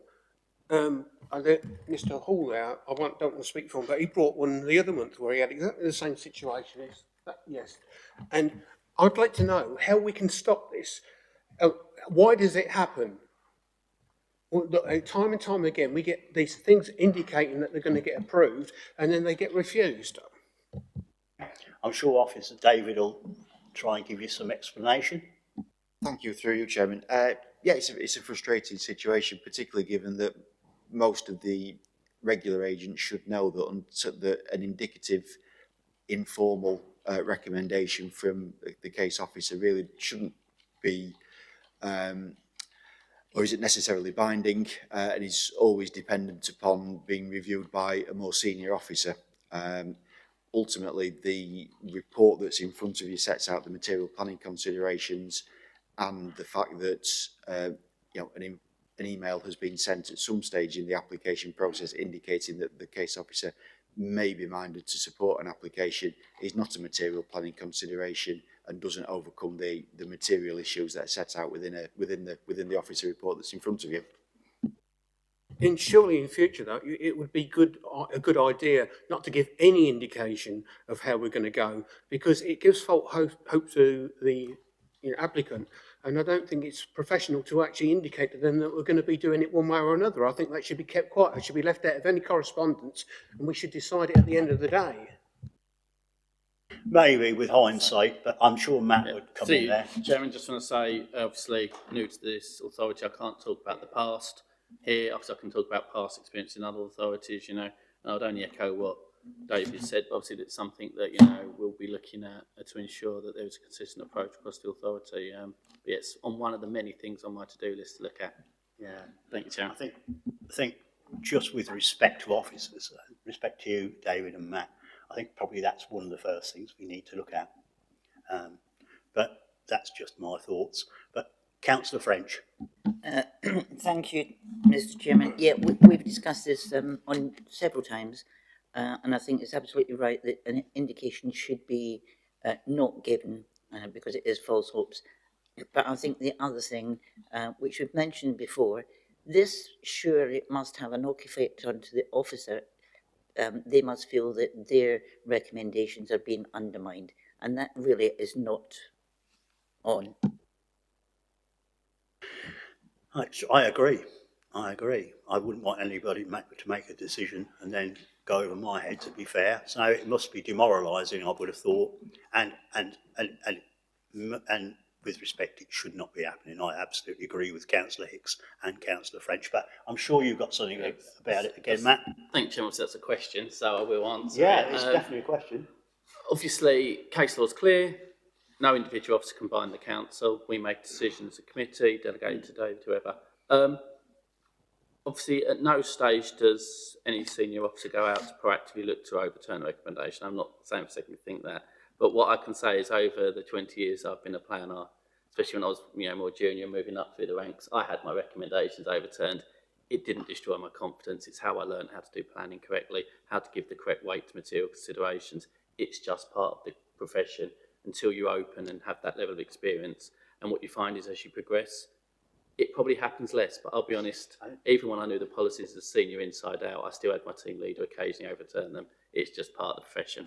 I think that's right. I think you're right what you say. We all learn, but I don't think it should be brought up in this open forum that an officer has overturned. It's okay, David, or you saying, well, I don't think you're actually right, Mrs. B or Mr. B. I think we need to, I think probably you've overlooked this in the offices, but I don't think it needs to come to this committee in open forum, so everybody on YouTube can see it. So maybe that loophole wants closing. Yeah, I honestly do believe that. But it's no bad reflection on David or yourself. We are where we are. Can I comment on that? Because actually what I would say is that actually whether or not officers give a recommendation out or not, it's not material consideration for this debate. Yeah. So it's the planning agents that bringing it to this debate to try and influence your favour. Yeah. Which is actually undermining the planning process, not the fact that we are developing and upskilling our officers and that we are making informed decisions here as a committee. It's actually an irrelevance to the committee's decision-making process, and the fact that agents bring it, and then the fact that we discuss it and then seem to give it some credence is the issue. If we were silent on this matter, if ever they raised it, I would hope they would stop raising it. But I'm just going to come back on this one before I bring in Councillor Hicks. I'm sure the 7 people round this table debating and will make a decision are still open-minded. I would be absolutely amazed, and I'm looking around you all to make sure we're all still, like this, and a comment may change your opinion, which is fine. But I'm sure at this particular time you're all open-minded. But then I'll bring in Councillor Hicks now. Well, surely that's a reason why not to put it in the email, that it won't get brought back to committee, so that there'll be no influence made from it. If we don't put it in, it won't rear its ugly head in committee, will it? I think perhaps we should draw a line under this now. I don't think we can go too much further on this, can we? It's unfortunate the situation's happened, but I'm going to draw a line underneath that now. So, okay, any more for any more? Right? No? No more for officers at all? Okay, that's fine. So, members, I'm looking for you to debate the application with the material planning considerations before us. Who wants to kick off the debate? Councillor Senate Clough, thank you. Thank you, Chair. So when I went out to visit the site with other members, one of the things that we noticed was that there was a sign attached to a telegraph post adjacent to a wheat field, which is very much the open countryside, and I felt that it wouldn't be a good place to build on. But the actual site was further down the road, so I don't know what happened around that in terms of who put that sign there. But when I viewed the actual site, I felt very much that it wasn't open countryside. It is the countryside, as in we're all in the countryside at the moment, but I felt that the issue around the house being built and being imposing over the lane doesn't really hold up. That was my view. Yep. Councillor Marks? I think the thing when you read is regarding the height and the size of the building.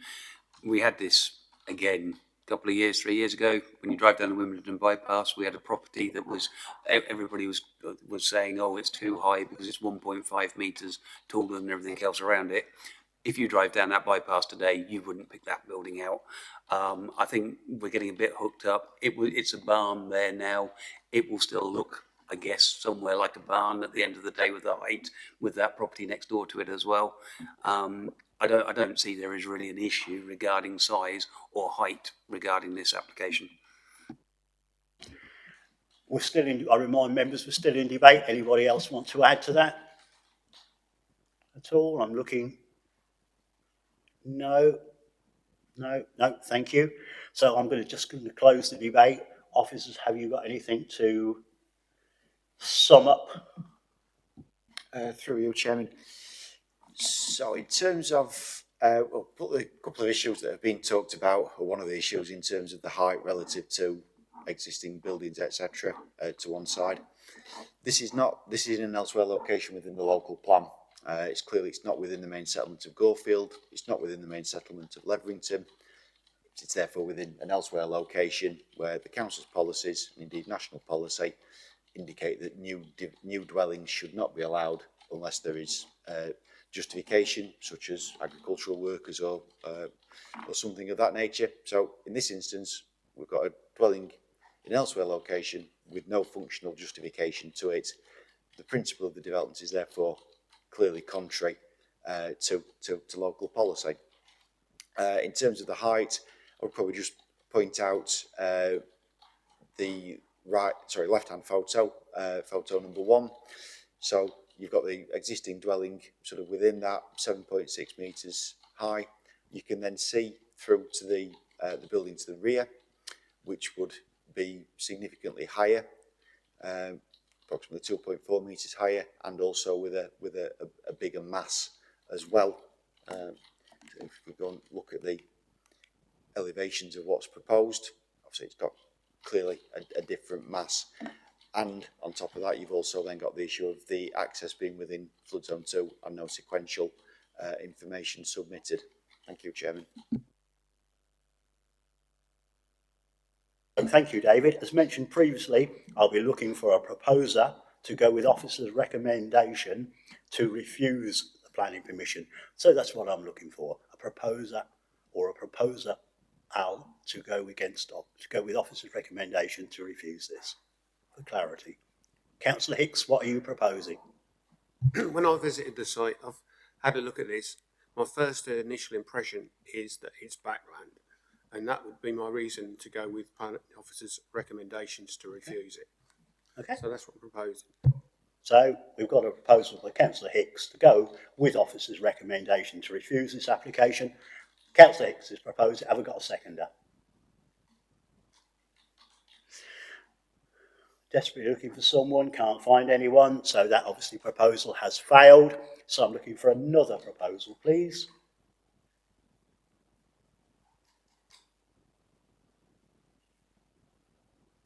Does one want to make one before breakfast? Councillor Senetclough, thank you for that. I propose that we go against officer recommendation based on the fact that this would clear up the site aesthetically, that it wouldn't impose, it wouldn't be an imposing structure with a lane. It's not within Levington or Gorefield, but there are a number of structures, residential buildings along that lane, particularly on that side of the road. And so I propose, based on that, that we go against officer recommendation. Okay. Well, okay, so we've got a proposal by Councillor Senate Clough that we go against officer recommendation to recommend approval for this application. Have we got a seconder?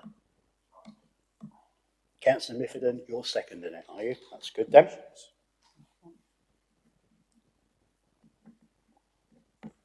So what are we gonna have any conditions for officers, or? I'm quite happy to, we started. Yeah, well, any conditions at all that, office delegation for? No, you just want it to go. I wouldn't mind looking at it, to be honest. You're happy, are you? And, yep, what about you, Councillor Clough? Are you, Councillor Senate Clough, are you happy? Yeah? Do you want to see the conditions at all? You would. So Councillor Senate Clough would like to look at the conditions, as of I would. Hope they're not too onerous, but we are where we are. So just to sum it up, because I always do, we've got a proposal to go against officer's recommendation to approve this application. Kindly Councillor Senate Clough did so, and second is Councillor Mifferton, seconded it. All those in favour of that? That's 6 votes, Chairman. Those against? 1 vote, Chairman. So obviously the application has been approved. So could we add, Councillor Mifferton, the conditions? It's not too onerous, thank you. So that concludes this planning meeting today at 16:14, and I just thank you very much. Good debates. Thank you very much, and thank you.